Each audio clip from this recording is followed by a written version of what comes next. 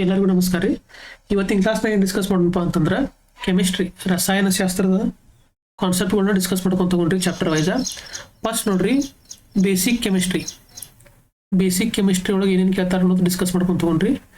ಏನಪ್ಪ ಮೊದಲು ಏನಂತಂದ್ರೆ ಮೊದಲು ನಾವು ತಿಳ್ಕೊಬೇಕಾಗಿದ್ದು ಆಟಮ್ ಅಥವಾ ಪರಮಾಣು. ಆಟಮ್ ಅಥವಾ ಪರಮಾಣು ಹಿಂಗಂದ್ರೆ ಏನ್ರಿ? ಮೊದಲು ನಾವು ಬೇಸಿಕ್ ತಗೊಂಡ್ರಿ ಆಟಮ್ ಅಥವಾ ಪರಮಾಣು ಅಂದ್ರೆ ಏನ ನೋಡ್ರಿ. ಈಗ ಪ್ರತಿಯೊಂದು ವಸ್ತುವನ್ನ ತಗೋರಿ, ಪ್ರತಿಯೊಂದು ವಸ್ತು ಉದಾಹರಣೆ ಈಗ ಕಬ್ಬಿನ ತಗೋರಿ. ಒಂದು ಕಬ್ಬಿನ ಐತೆ ಅಂತ ಹೇಳಿ ತಗೋರಿ. ಆ ಕಬ್ಬಿನ ಹೆಂಗ್ ರೆಡಿ ಆಗಿರ್ತೈತಿ? ಕಬ್ಬಿನವು ಸಣ್ಣ ಸಣ್ಣ ಚಿಕ್ಕ ಚಿಕ್ಕ ವಸ್ತುಗಳಿಂದ ಏನಾಗಿರತ್ರಿ ಆ ದೊಡ್ಡ ಕಬ್ಬಿನ ರೆಡಿ ಆಗಿರ್ತೈತಿ. ಹಂಗ ನೀವು ಪ್ರತಿಯೊಂದು ಜಗತ್ತಿನಲ್ಲಿರುವಂತ ಯಾವುದೇ ಒಂದು ವಸ್ತುವನ್ನ ತಗೊಂಡ್ರು ಐತಲ್ಲ, ಅದು ಚಿಕ್ಕ ಚಿಕ್ಕ ವಸ್ತುಗಳಿಂದ ರೆಡಿ ಆಗಿರ್ತೈತಿ. ಮತ್ತೆ ಈ ಚಿಕ್ಕ ಚಿಕ್ಕ ವಸ್ತುಗಳಿಗೆ ಏನಂತ ಕರೀತಾರಪ್ಪ ಅಂದ್ರೆ ಪರಮಾಣು ಅಂತ ಕರೀತಾರೆ. ಹೆಂಗಪ್ಪ ಇದು ಪರಮಾಣು ಅಂತಂದ್ರ, ಈಗ ಯಾವ್ದೋ ಒಂದು ಕಬ್ಬಿನ ಚೂರು ಬಿದ್ದತ್ರಿ, ಆ ಚೂರಿ ನೀವು ಪರಮಾಣು ಅಂತ ಕರೆಯಕ್ ಸಾಧ್ಯ ಆಗುತ್ತೇನಾ? ಅದನ್ನ ಹೆಂಗ್ ಎದ್ರ ಮೇಲೆ ಡಿಸೈಡ್ ಮಾಡ್ಬೇಕಪ್ಪ ಅಂತಂದ್ರ, ಯಾವುದೇ ಒಂದು ವಸ್ತುವನ್ನ ನೀವು ಡಿವೈಡ್ ಮಾಡ್ಕೊಂತ ಹೋದ್ರಿ ಅಂತ ಹೇಳ್ತಿಕೋರಿ, ಅಂದ್ರ ಅದನ್ನ ಕಟ್ ಮಾಡ್ಕೊಂತ ಹೋದ್ರಿ ಅಂತ ಹೇಳ್ತಿಕೋರಿ. ಕಟ್ ಮಾಡ್ಕೊಂತ ಹೋದಂಗ ಇನ್ನೇನ್ ಅದ್ ಕಟ್ ಮಾಡಕ್ ಬರಂಗಿಲ್ಲಪ್ಪ, ಇನ್ನೇನ್ ಅದನ್ನ ಡಿವೈಡ್ ಮಾಡಕ್ ಬರಂಗಿಲ್ಲ ಅನ್ನುವಂತಹ ಸ್ಥಿತಿ ತಲುಪ್ತಿ ಅಂತ ಹೇಳ್ತಿಕೋರಿ. ಆ ವಸ್ತುವಿಗೆ ಏನಂತ ಕರೀತಾರಪ್ಪ ಅಂದ್ರ ಆಟಮ್ ಅಥವಾ ಪರಮಾಣು ಅಂತ ಕರೀತಾರ. ಆಟಮ್ ಅಥವಾ ಪರಮಾಣು ಅಂತ ಕರೀತಾರ. ಈಗ ಉದಾಹರಣೆ ಚಾಕ್ಪೀಸ್ ತಗೋರಿ. ಚಾಕ್ಪೀಸ್ ನೀವು ಏನ್ ಮಾಡ್ರಿ, ಪುಡಿ ಮಾಡಕ್ ಸ್ಟಾರ್ಟ್ ಮಾಡ್ರಿ. ಅದನ್ನ ಏನ್ ಮಾಡ್ರಿ, ಪುಡಿ ಮಾಡಕ್ ಸ್ಟಾರ್ಟ್ ಮಾಡ್ರಿ. ಹಂಗ ಮಾಡ್ಕೊಂತ ಏನ್ ಮಾಡ್ರಿ, ಆ ಪುಡಿ ಒಂದು ಸಣ್ಣ ಭಾಗವನ್ನ ನಿಮಗೆ ಇನ್ನು ಅದನ್ನ ಬ್ರೇಕ್ ಮಾಡಕ್ ಆಗಂಗಿಲ್ಲ, ಅದನ್ನ ನೀವು ಡಿವೈಡ್ ಮಾಡಕ್ ಆಗಂಗಿಲ್ಲ ಅನ್ನುವಂತಹ ಸ್ಥಿತಿಯನ್ನ ತಲುಪಿದಾಗ ಆ ವಸ್ತುವಿಗೆ ಏನಂತ ಕರೀತಾರು? ಪರಮಾಣು ಅಂತ ಕರೀತಾರ ಅಥವಾ ಆಟಮ್ ಅಂತ ಕರೀತಾರ. ಇನ್ನ ಅಕಸ್ಮಾತ್ ಅದನ್ನ ಡಿವೈಡ್ ಮಾಡಕ್ ಬಂತಪ್ಪ ಅಂತಂದ್ರೆ ಅದನ್ನ ಪರಮಾಣು ಅಂತ ಕರೆಯಂಗಿಲ್ಲ. ಯಾವಾಗ ಅದನ್ನ ಡಿವೈಡ್ ಮಾಡಕ್ ಬರಂಗಿಲ್ಲಲ್ಲ, ಅನ್ಡಿವೈಡೆಡ್ ಪಾರ್ಟಿಕಲ್ ಏನಂತ ಕರೀತಾರ್ರಿ? ಪರಮಾಣು ಅಥವಾ ಆಟಮ್ ಅಂತ ಕರೀತಾರು. ಈ ಪರಮಾಣುವಿಗೆ ಹೆಂಗ ಒಂದು ಜೀವಕೋಶ ಸೆಲ್ ಅನ್ನೋದು ಒಂದು ಜೀವಿಯ ರಚನಾತ್ಮಕ ಮತ್ತು ಕಾರ್ಯನಿರ್ವಾಹಕ ಘಟಕ ಆಗಿತ್ತಲ್ರಿ, ಅದು ಕಾರ್ಯನಿರ್ವಾಹಕ ಘಟಕ ಅಂತ ಬರ್ತಿತ್ತು. ಯಾಕಂದ್ರೆ ಅದು ಕೆಲಸ ಮಾಡ್ತಿತ್ತು. ಇಲ್ಲಿ ವಸ್ತು ಒಳಗ ಈ ಚಿಕ್ಕ ಕಣಗಳು ಏನಾಗ್ತಿಲ್ಲ, ಇವು ಸಜೀವಿಗಳಲ್ಲ, ಇವು ನಿರ್ಜೀವಿಗಳು. ಅದೇ ರೀತಿಯಲ್ಲಿ ಹೆಂಗ basic unit of living being ಅಂತ ಹೇಳಬೇಕಾಗಿತ್ತು, ಸೆಲ್ ಅಂತ ಹೇಳಬೇಕಾಗಿತ್ತು. ಅದೇ ರೀತಿ ಒಂದು ವಸ್ತುವಿನ ಬೇಸಿಕ್ ಯೂನಿಟ್ ಯಾವ್ದ್ರಿ? ಪರಮಾಣು ಅಥವಾ ಆಟಮ್. ಇದಾಗತ್ತ ಆಟಮ್ ಅಂತ ಆಗತ್ತ. ಆಮೇಲೆ ಈ ಆಟಮ್ ಬಗ್ಗೆ ಮೊದಲ ಬಾರಿಗೆ ತಿಳಿಸಿದಂತ ವಿಜ್ಞಾನಿ ಯಾರಪ್ಪ ಅಂತಂದ್ರ ಕನಾದ್. ಮೊದಲ ಬಾರಿಗೆ ತಿಳಿಸಿದಂತ ವಿಜ್ಞಾನಿ ಯಾರ್ರಿ? ಕನಾದ್. ಅದಕ್ಕೆ ಏನಂತ ಕರೀತಾರು? ಕಣ ಅಂತ ಕರೀತಾರು. ಕನಾದ್ ಅಂತ ವಿಜ್ಞಾನಿ ಕಂಡುಹಿಡ್ದ. ಅದೇ ರೀತಿ ಈ ಆಟಮ್ ಥಿಯರಿ ಬಗ್ಗೆ ಅಂತಂದ್ರ ಪರಮಾಣು ಸಿದ್ಧಾಂತ, ಈ ಆಟಮ್ಗಳ ಬಗ್ಗೆನೇ ಒಂದಷ್ಟು ಏನ್ ಮಾಡಿದಪ್ಪ ಅಂದ್ರೆ ಸಿದ್ಧಾಂತವನ್ನ ಹೊರಡಿಸಿದ. ಆ ಸಿದ್ಧಾಂತವನ್ನು ಹೊರಡಿಸಿದಂತ ವಿಜ್ಞಾನಿ ಯಾರಪ್ಪ ಅಂತಂದ್ರ ಜಾನ್ ಡಾಲ್ಟನ್. ಎಕ್ಸಾಮ್ದಾಗ ಕೇಳುವಂತ ಪ್ರಶ್ನೆ ಇರುವ, ಪರಮಾಣುವಿನ ಒಂದು ವಸ್ತುವಿನ ಅತಿ ಚಿಕ್ಕ ಕಣವನ್ನ ಏನೆಂದು ಕರೆಯುತ್ತಾರೆ? ನಿಮ್ಗೆ ಏನ್ ಎಕ್ಸಾಮ್ದಾಗ ಏನ್ ಕೊಡ್ತಾರಪ್ಪ ಅಂತಂದ್ರ ಹಿಂಗ್ ಬರೀ ಪರಮಾಣು ಅಂತ ಕೊಡಂಗಿಲ್ಲ, ಆಟಮ್, ಮಾಲಿಕ್ಯೂಲ್, ಆಮೇಲೆ ಕಂಪೌಂಡ್ ಹಿಂಗೆಲ್ಲ ಕೊಡ್ತಾರ. ಅವಾಗ ಇಂಗ್ಲಿಷ್ನಾಗ ಕೊಟ್ಟರಪ್ಪ ಅಂತಂದ್ರೆ ಕನ್ಫ್ಯೂಸ್ ಆಗುವಂತ ಇದಿರತಿ. ಅದಕ್ಕೆ ನೀವೇನ್ ನೆನ್ಪಿಟ್ಕೋಬೇಕು? ಆಟಮ್ ಅಂತ ಹೇಳಿ ನೆನಪಿಟ್ಕೋಬೇಕು. ಈ ಪರಮಾಣುವಿನ ಬಗ್ಗೆ ಅತಿ ಚಿಕ್ಕ ಕಣದ ಬಗ್ಗೆ ಮೊದಲ ಬಾರಿಗೆ ತಿಳಿಸಿದಂತ ಯಾರ್ರಿ? ಕನಾದ್ ಅನ್ನುವಂತ ವಿಜ್ಞಾನಿ. ಆಮೇಲೆ ಈ ಪರಮಾಣು ಸಿದ್ಧಾಂತದ ಬಗ್ಗೆ ತಿಳಿಸಿದಂತ ವಿಜ್ಞಾನಿ ಯಾರಪ್ಪ ಅಂತಂದ್ರೆ ಜಾನ್ ಡಾಲ್ಟನ್. ಏನ್ ಇವ ಪರಮಾಣು ಸಿದ್ಧಾಂತ ಅಂತಾರು? ಏನಿದು ಪರಮಾಣು ಸಿದ್ಧಾಂತ ಅಂತಂದ್ರೆ ಏನ? ಅವ ಏನೇನ್ ಹೇಳಿದ ಅದ್ರ ಬಗ್ಗೆ ನೋಡ್ರಿ. ಪರಮಾಣು ಸಿದ್ಧಾಂತ ಒಳಗೆ ಏನೇನ್ ಹೇಳಿದಪ್ಪ ಅಂತಂದ್ರ, ಪ್ರತಿಯೊಂದು ವಸ್ತುವು ಚಿಕ್ಕ ಚಿಕ್ಕ ಕಣಗಳಿಂದ ಮಾಡಲ್ಪಟ್ಟಿದೆ. ಪ್ರತಿಯೊಂದು ಆ ಪರಮಾಣುವಿನ ಸಿದ್ಧಾಂತದ ಹೇಳಿಕೆಗಳು ಇವು. ಏನೇನ್ ಹೇಳಿದ ಪಾತ್ರ ಸಿದ್ಧಾಂತ ಒಳಗೆ ಅಂತಂದ್ರ, ಪ್ರತಿಯೊಂದು ವಸ್ತುವು ಚಿಕ್ಕ ಚಿಕ್ಕ ಕಣಗಳಿಂದ ಮಾಡಲ್ಪಟ್ಟಿದೆ. ಚಿಕ್ಕ ಚಿಕ್ಕ ಕಣಗಳಿಂದ ಮಾಡಲ್ಪಟ್ಟಿದೆ. ಯಾವುದು? ಪ್ರತಿಯೊಂದು ವಸ್ತುಗಳು. ಆ ಚಿಕ್ಕ ಚಿಕ್ಕ ಕಣಗಳಿಗೆ ಏನೆಂದು ಕರೀತಾರೆ? ಪರಮಾಣು ಅಥವಾ ಆಟಮ್ ಎಂದು ಕರೆಯುತ್ತಾರೆ. ಹಿಂಗೇನಪ್ಪಾ ಅಂತಂದ್ರೆ ಒಂದನೇ ಹೇಳಿಕೆ ಹೇಳಿದವು ಆ ಸಿದ್ಧಾಂತ ಒಳಗೆ. ಎರಡನೇ ಸಿದ್ಧಾಂತ ಏನ್ ಹೇಳಿದಪ್ಪ ಅಂತಂದ್ರ, ಈ ಪರಮಾಣುವನ್ನ ಈಗೇನ್ ಚಿಕ್ಕ ಕಣ ಐತಲ್ರಿ, ಇದನ್ನ ಡಿವೈಡ್ ಮಾಡಕ್ ಬರ್ಲೇ ಇದ್ದಂತಹ ವಸ್ತುವನ್ನ ಅಥವಾ ಪಾರ್ಟಿಕಲ್ ಅನ್ನ, ಆ ಚಿಕ್ಕ ಅಣುವನ್ನ, ಪರಮಾಣುವನ್ನ ಸೃಷ್ಟಿಸಲು ಸಾಧ್ಯವಿಲ್ಲ. ಅವುಗಳನ್ನ ಆಟಮ್ ಅನ್ನ ಸೃಷ್ಟಿಸಲು ಸಾಧ್ಯವಿಲ್ಲ ಮತ್ತು ನಾಶಪಡಿಸಲು ಸಾಧ್ಯವಿಲ್ಲ. ಅಂದ್ರೆ ಅದ ಡಿವೈಡ್ ಏನ ಆಗಂಗಿಲ್ಲ ಅಂತಂದ್ರೆ ಅದನ್ನ ಹೆಂಗ್ ನಾಶ ಮಾಡ್ತೀರಿ ನೀವು? ಆಮೇಲೆ ಅದನ್ನ ಹೊಸದಾಗಿ ನೀವು ಪ್ರೊಡ್ಯೂಸ್ ಮಾಡಕ್ಕೂ ಬರಂಗಿಲ್ಲ. ಅರ್ಥಾತ್ ಈ ಕಣವನ್ನ ಹೊಸದಾಗಿ ಸೃಷ್ಟಿಸಲು ಸಾಧ್ಯವಿಲ್ಲ, ನಾಶಪಡಿಸಲು ಸಾಧ್ಯವಿಲ್ಲ. ಹೆಂಗ ಶಕ್ತಿಯನ್ನ ಏನ್ ಮಾಡಕ್ ಬರಂಗಿಲ್ಲ, ಲಾ ಆಫ್ ಕನ್ಸರ್ವೇಷನ್ ಆಫ್ ಎನರ್ಜಿ ಹೋಗಿ ಬರ್ತೈತಲ್ರಿ, ಹಂಗ ಶಕ್ತಿಯನ್ನ ಸೃಷ್ಟಿಸಲು ಸಾಧ್ಯವಿಲ್ಲ, ನಾಶಪಡಿಸಲು ಸಾಧ್ಯವಿಲ್ಲ. ಅವುಗಳನ್ನ ಒಂದು ಇದರಿಂದ ಇನ್ನೊಂದು ಇದಕ್ಕೆ ಪರಿವರ್ತಿಸಬಹುದು ಅಂತ ಹೆಂಗ್ ಹೇಳ್ತಲ್ಲ, ಹಂಗ ಇಲ್ಲೇ ಅಟಮ್ ಅನ್ನೋದನ್ನ ಸೃಷ್ಟಿಸಲು ಸಾಧ್ಯವಿಲ್ಲ, ಅದನ್ನ ನಾಶಪಡಿಸಲು ಸಾಧ್ಯವಿಲ್ಲ. ಆಮೇಲೆ ಒಂದು ಧಾತುವಿನ ಸೇಮ್ ಎನರ್ಜಿ ಏನ್ ಕಾನ್ಸೆಪ್ಟ್ ಐತಲ್ಲಿ ಲಾ ಆಫ್ ಕನ್ಸರ್ವೇಷನ್ ಆಫ್ ಎನರ್ಜಿದ, ಹಂಗ ಇದ್ರ ಬಗ್ಗೆನೂ ಹೇಳಿದ ನಾವು. ಒಂದು ಧಾತುವಿನ ಪರಮಾಣುಗಳನ್ನ ಮತ್ತೊಂದು ಧಾತುವಿಗೆ ಏನ್ ಮಾಡಬಹುದು, ಪರಿವರ್ತಿಸಲು ಸಾಧ್ಯವಿಲ್ಲ. ಒಂದು ಧಾತುವಿನ ಪರಮಾಣು, ಈಗ ಒಂದು ಧಾತು ಉದಾಹರಣೆ ತಗೋರಿ, ಕಾರ್ಬನ್ದ ಒಂದು ಅತಿ ಚಿಕ್ಕ ಪರಮಾಣು ಐತೆ ಅಂತ ತಿಳ್ಕೊರಿ. ಇಲ್ಲೇ ಶಕ್ತಿಯನ್ನು ಒಂದು ರೂಪದಿಂದ ಇನ್ನೊಂದು ರೂಪಕ್ಕೆ ಪರಿವರ್ತಿಸಲು ಸಾಧ್ಯವಿತ್ತು, ಅದು ಅಲ್ಲೇ ಶಕ್ತಿಯ law of conservation of energy, ಶಕ್ತಿ ಸಂರಕ್ಷಣಾ ನಿಯಮದಲ್ಲಿ. ಆದ್ರೆ ಇಲ್ಲಿ ಅಟಾಮಿಕ್ ಇದು ಯಾವ್ದ್ರ ಪರಮಾಣು ಸಿದ್ಧಾಂತದ ಬಗ್ಗೆ ಐತಿದು. ಈ ಪರಮಾಣು ಸಿದ್ಧಾಂತ ಒಳಗ ಪರಮಾಣುವನ್ನ, ಈಗ ಕಾರ್ಬನ್ದ ಒಂದು ಅಟಮ್ ಐತ್ರಿ, ಒಂದು ಚಿಕ್ಕ ಕಣ ಐತಿ, ಅದನ್ನ ನೀವು ಆಕ್ಸಿಜನ್ ಅಟಮ್ ಆಗಿ ಕನ್ವರ್ಟ್ ಮಾಡಕ್ ಬರತ್ತೇನ್ರಿ, ಬರಲ್ಲ. ಅದಕ್ಕೆ ಏನಂತಾರಪ್ಪ ಅಂದ್ರೆ, ಇದಕ್ಕ ಒಂದು ಧಾತುವಿನ ಪರಮಾಣುಗಳನ್ನ ಇನ್ನೊಂದು ಧಾತುವಿಗೆ, ಒಂದು ಧಾತುವಿನ ಪರಮಾಣುವನ್ನ ಇನ್ನೊಂದು ಧಾತುವಿಗೆ ಪರಿವರ್ತಿಸಲು ಸಾಧ್ಯವಿಲ್ಲ. ಆದ್ರೆ ಶಕ್ತಿಯನ್ನ ಪರಿವರ್ತಿಸಬಹುದು, ಆದ್ರೆ ಧಾತುವನ್ನು ಪರಿವರ್ತಿಸಲು ಸಾಧ್ಯವಿಲ್ಲ. ಇವನ್ನೆಲ್ಲ ಕಾನ್ಸೆಪ್ಟ್ ಹೇಳಿದವ ಯಾರ, ಜಾನ್ ಡಾಲ್ಟನ್ ಅನ್ನುವಂತ ವಿಜ್ಞಾನಿ. ಆಮೇಲೆ ಅದೇ ರೀತಿ ಎರಡು ಬೇರೆ ಬೇರೆ ಧಾತುಗಳನ್ನ ಉದಾಹರಣೆ, ಈಗ ಕಾರ್ಬನ್ ಒಂದು ಧಾತು ಐತೆ, ಆಕ್ಸಿಜನ್ ಒಂದು ಧಾತು ಐತಿ, ಈ ಎರಡು ಬೇರೆ ಬೇರೆ ಧಾತುಗಳನ್ನ ನಿರ್ದಿಷ್ಟ ಅನುಪಾತದಲ್ಲಿ ಕೂಡಿಸಿದಪ್ಪ ಅಂತಂತಂದ್ರ, ಒಂದು ಸಂಯುಕ್ತ ವಸ್ತುವನ್ನಾಗಿ, ಸಂಯುಕ್ತ ಅಂತಂದ್ರೆ ಏನ್ರಿ, ಕಂಪೌಂಡ್, ಅದು ನಿಮ್ಗೆ ಹೇಳ್ತೀನಿ ನಮ್ಮ ಮುಂದೆ, ಸಂಯುಕ್ತ ವಸ್ತುವನ್ನಾಗಿ ಮಾಡಬಹುದು. ಅರ್ಥಾತ್ರಿ. ಆಮೇಲೆ ಬೇರೆ ಬೇರೆ ಧಾತುಗಳ ಪರಮಾಣುಗಳ ಗುಣ ಅಂತಂದ್ರ, ಈಗ ಉದಾಹರಣೆ ಕಾರ್ಬನಿನ ಧಾತುವಿನ ಗುಣಾನ ಬೇರೆ ಇರ್ತತಿ, ಅದೇ ರೀತಿ ಆಕ್ಸಿಜನ್ ಧಾತುವಿನ ಅಟಮ್ನ ಗುಣಾನ ಬೇರೆ ಇರ್ತತಿ. ಇವನ್ನೆಲ್ಲಾನು ಸಿದ್ಧಾಂತ ಬಗ್ಗೆ ಹೇಳಿದವ ಯಾರಪ್ಪ ಅಂತಂದ್ರ ಜಾನ್ ಡಾಲ್ಟನ್. ಇದು ಪರಮಾಣು ಸಿದ್ಧಾಂತಗಳು 5 ಬರ್ತತಿ. ಏನೇನಪ್ಪಾ ಅಂದ್ರ, ಪ್ರತಿಯೊಂದು ವಸ್ತು ಚಿಕ್ಕ ಚಿಕ್ಕ ಕಣಗಳಿಂದ ಮಾಡಲ್ಪಟ್ಟಿದೆ, ಅವುಗಳನ್ನ ಸೃಷ್ಟಿಸಲು ಸಾಧ್ಯವಿಲ್ಲ, ನಾಶಪಡಿಸಲು ಸಾಧ್ಯವಿಲ್ಲ. ಅದೇ ರೀತಿ ಪ್ರತಿಯೊಂದು ಧಾತುವಿನ ಪರಮಾಣುಗಳು ಮತ್ತೊಂದು ಧಾತುವಿಗೆ ಪರಿವರ್ತಿಸಲು ಸಾಧ್ಯವಿಲ್ಲ. ಅಂದ್ರೆ ಕಾರ್ಬನ್ ಅಟಮ್ ಅನ್ನ ನೀವು ಆಕ್ಸಿಜನ್ ಅಟಮ್ ಆಗಿ ಪರಿವರ್ತಿಸಲು ಸಾಧ್ಯವಿಲ್ಲ. ಅದೇ ರೀತಿ ಬೇರೆ ಬೇರೆ ಅಟಮ್ಗಳನ್ನ, ಬೇರೆ ಬೇರೆ ಪರಮಾಣುಗಳನ್ನ ಸೇರಿಸಿ ಒಂದು ಸಂಯುಕ್ತ ವಸ್ತುವನ್ನಾಗಿ ಮಾಡಬಹುದು. ಅದೇ ರೀತಿ ಬೇರೆ ಬೇರೆ ಧಾತುಗಳ ಗುಣಗಳು, ಈ ಕಾರ್ಬನಿನ ಅಟಮ್ನ ಗುಣ ಬೇರೆ ಇರ್ತತಿ, ಅದೇ ರೀತಿ ಆಕ್ಸಿಜನ್ ಅಟಮ್ನ ಗುಣನ ಬೇರೆ ಇರ್ತತಿ. ಇದೇನಪ್ಪಾ ಅಂತಂದ್ರ ಅಟಾಮಿಕ್ ಥಿಯರಿ ಅಥವಾ ಪರಮಾಣು ಸಿದ್ಧಾಂತ. ನೆಕ್ಸ್ಟ್ ಏನ್ ಬರತ್ತಪ್ಪ ಅಂತಂದ್ರ, ನೆಕ್ಸ್ಟ್ ನೋಡ್ರಿ, ಪರಮಾಣುವಿನ ರಚನೆ. ಈಗೇನ್ ನಾವು ಅನ್ಡಿವೈಡೆಡ್ ಐತಲ್ರಿ, ಅದನ್ನ ಸೃಷ್ಟಿಸಲು ಸಾಧ್ಯವಿಲ್ಲ. ಮತ್ತು ಇದನ್ನ ಯಾವುದನ್ನ ಅನ್ಡಿವೈಡೆಡ್ ಪಾರ್ಟಿಕಲ್ ಇತ್ತಲ್ಲ, ಅದಕ್ಕೆ ಪರಮಾಣು ಅಥವಾ ಆಟಮ್ ಅಂತ ಕರಿತಿದ್ವಲ್ಲ, ಆ ಆಟಮ್ ನ ಸ್ಟ್ರಕ್ಚರ್ ಹೆಂಗಿರ್ತಪ್ಪ ಅಂತಂದ್ರ ನೋಡ್ರಿ, ಆ ಆಟಮ್ ನ ಸ್ಟ್ರಕ್ಚರ್ ಹೆಂಗಿರತ್ತಂತಂದ್ರ, ಸೆಂಟರ್ ಒಳಗ ನ್ಯೂಕ್ಲಿಯಸ್ ಇರ್ತೈತಿ. ಸೆಂಟರ್ ಒಳಗೆ ಏನಿರತ್ರಿ, ನ್ಯೂಕ್ಲಿಯಸ್ ಇರ್ತೈತಿ. ಈ ನ್ಯೂಕ್ಲಿಯಸ್ ಒಳಗೆ ಏನಿರ್ತಾವಪ್ಪ ಅಂತಂದ್ರ ಪ್ರೋಟಾನ ಮತ್ತು ನ್ಯೂಟ್ರಾನ್ ಇರ್ತಾವ. ಅದರ ಸುತ್ತಲೂ ಏನಿರ್ತಾವಪ್ಪ ಅಂತಂದ್ರ ಎಲೆಕ್ಟ್ರಾನ್ಗಳು ಇರ್ತಾವ್ರಿ. ಅದರ ಸುತ್ತಲೂ ಏನಿರ್ತಾವಪ್ಪ ಅಂತಂದ್ರೆ ಎಲೆಕ್ಟ್ರಾನ್ಗಳು ಇರ್ತಾವ. ಇದು ಎತ್ತರ ರಚನೆ ಇದ್ರಿ, ಇದು ಅಟಮ್ನ ರಚನೆ ಅಥವಾ ಪರಮಾಣುವಿನ ರಚನೆ. ಅಟಮ್ ಅಥವಾ ಪರಮಾಣುವಿನ ರಚನೆ.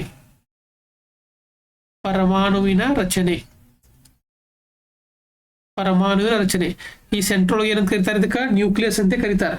ಈ ನ್ಯೂಕ್ಲಿಯಸ್ ಒಳಗೆ ಯಾವ ಇರ್ತಾವ್ರಿ, ಪ್ರೋಟಾನ ಮತ್ತು ನ್ಯೂಟ್ರಾನ್. ನೆನಪಿಟ್ಕೋರಿ, ಪ್ರೋಟಾನ ಮತ್ತು ನ್ಯೂಟ್ರಾನ. ಅದರ ಸುತ್ತಲೂ ಏನಿರ್ತಾವು, ಎಲೆಕ್ಟ್ರಾನ್ಗಳು ಇರ್ತಾವ. ಇವುಗಳನ್ನ ಕಂಡು ಹಿಡಿದವ ಯಾರ, ಇವುಗಳಿಗೆ ಏನಂತ ಕರೀತಾರಪ್ಪ ಅಂತಂದ್ರ ಪರಮಾಣುವಿನ ಮೂಲಭೂತ ಘಟಕಗಳು ಅಂತ ಕರೀತಾರೆ. ಪರಮಾಣುವಿನ ಮೂಲಭೂತ ಘಟಕಗಳು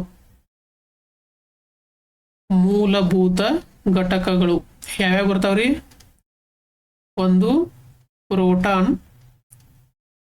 ಆಮೇಲೆ ನ್ಯೂಟ್ರಾನ್,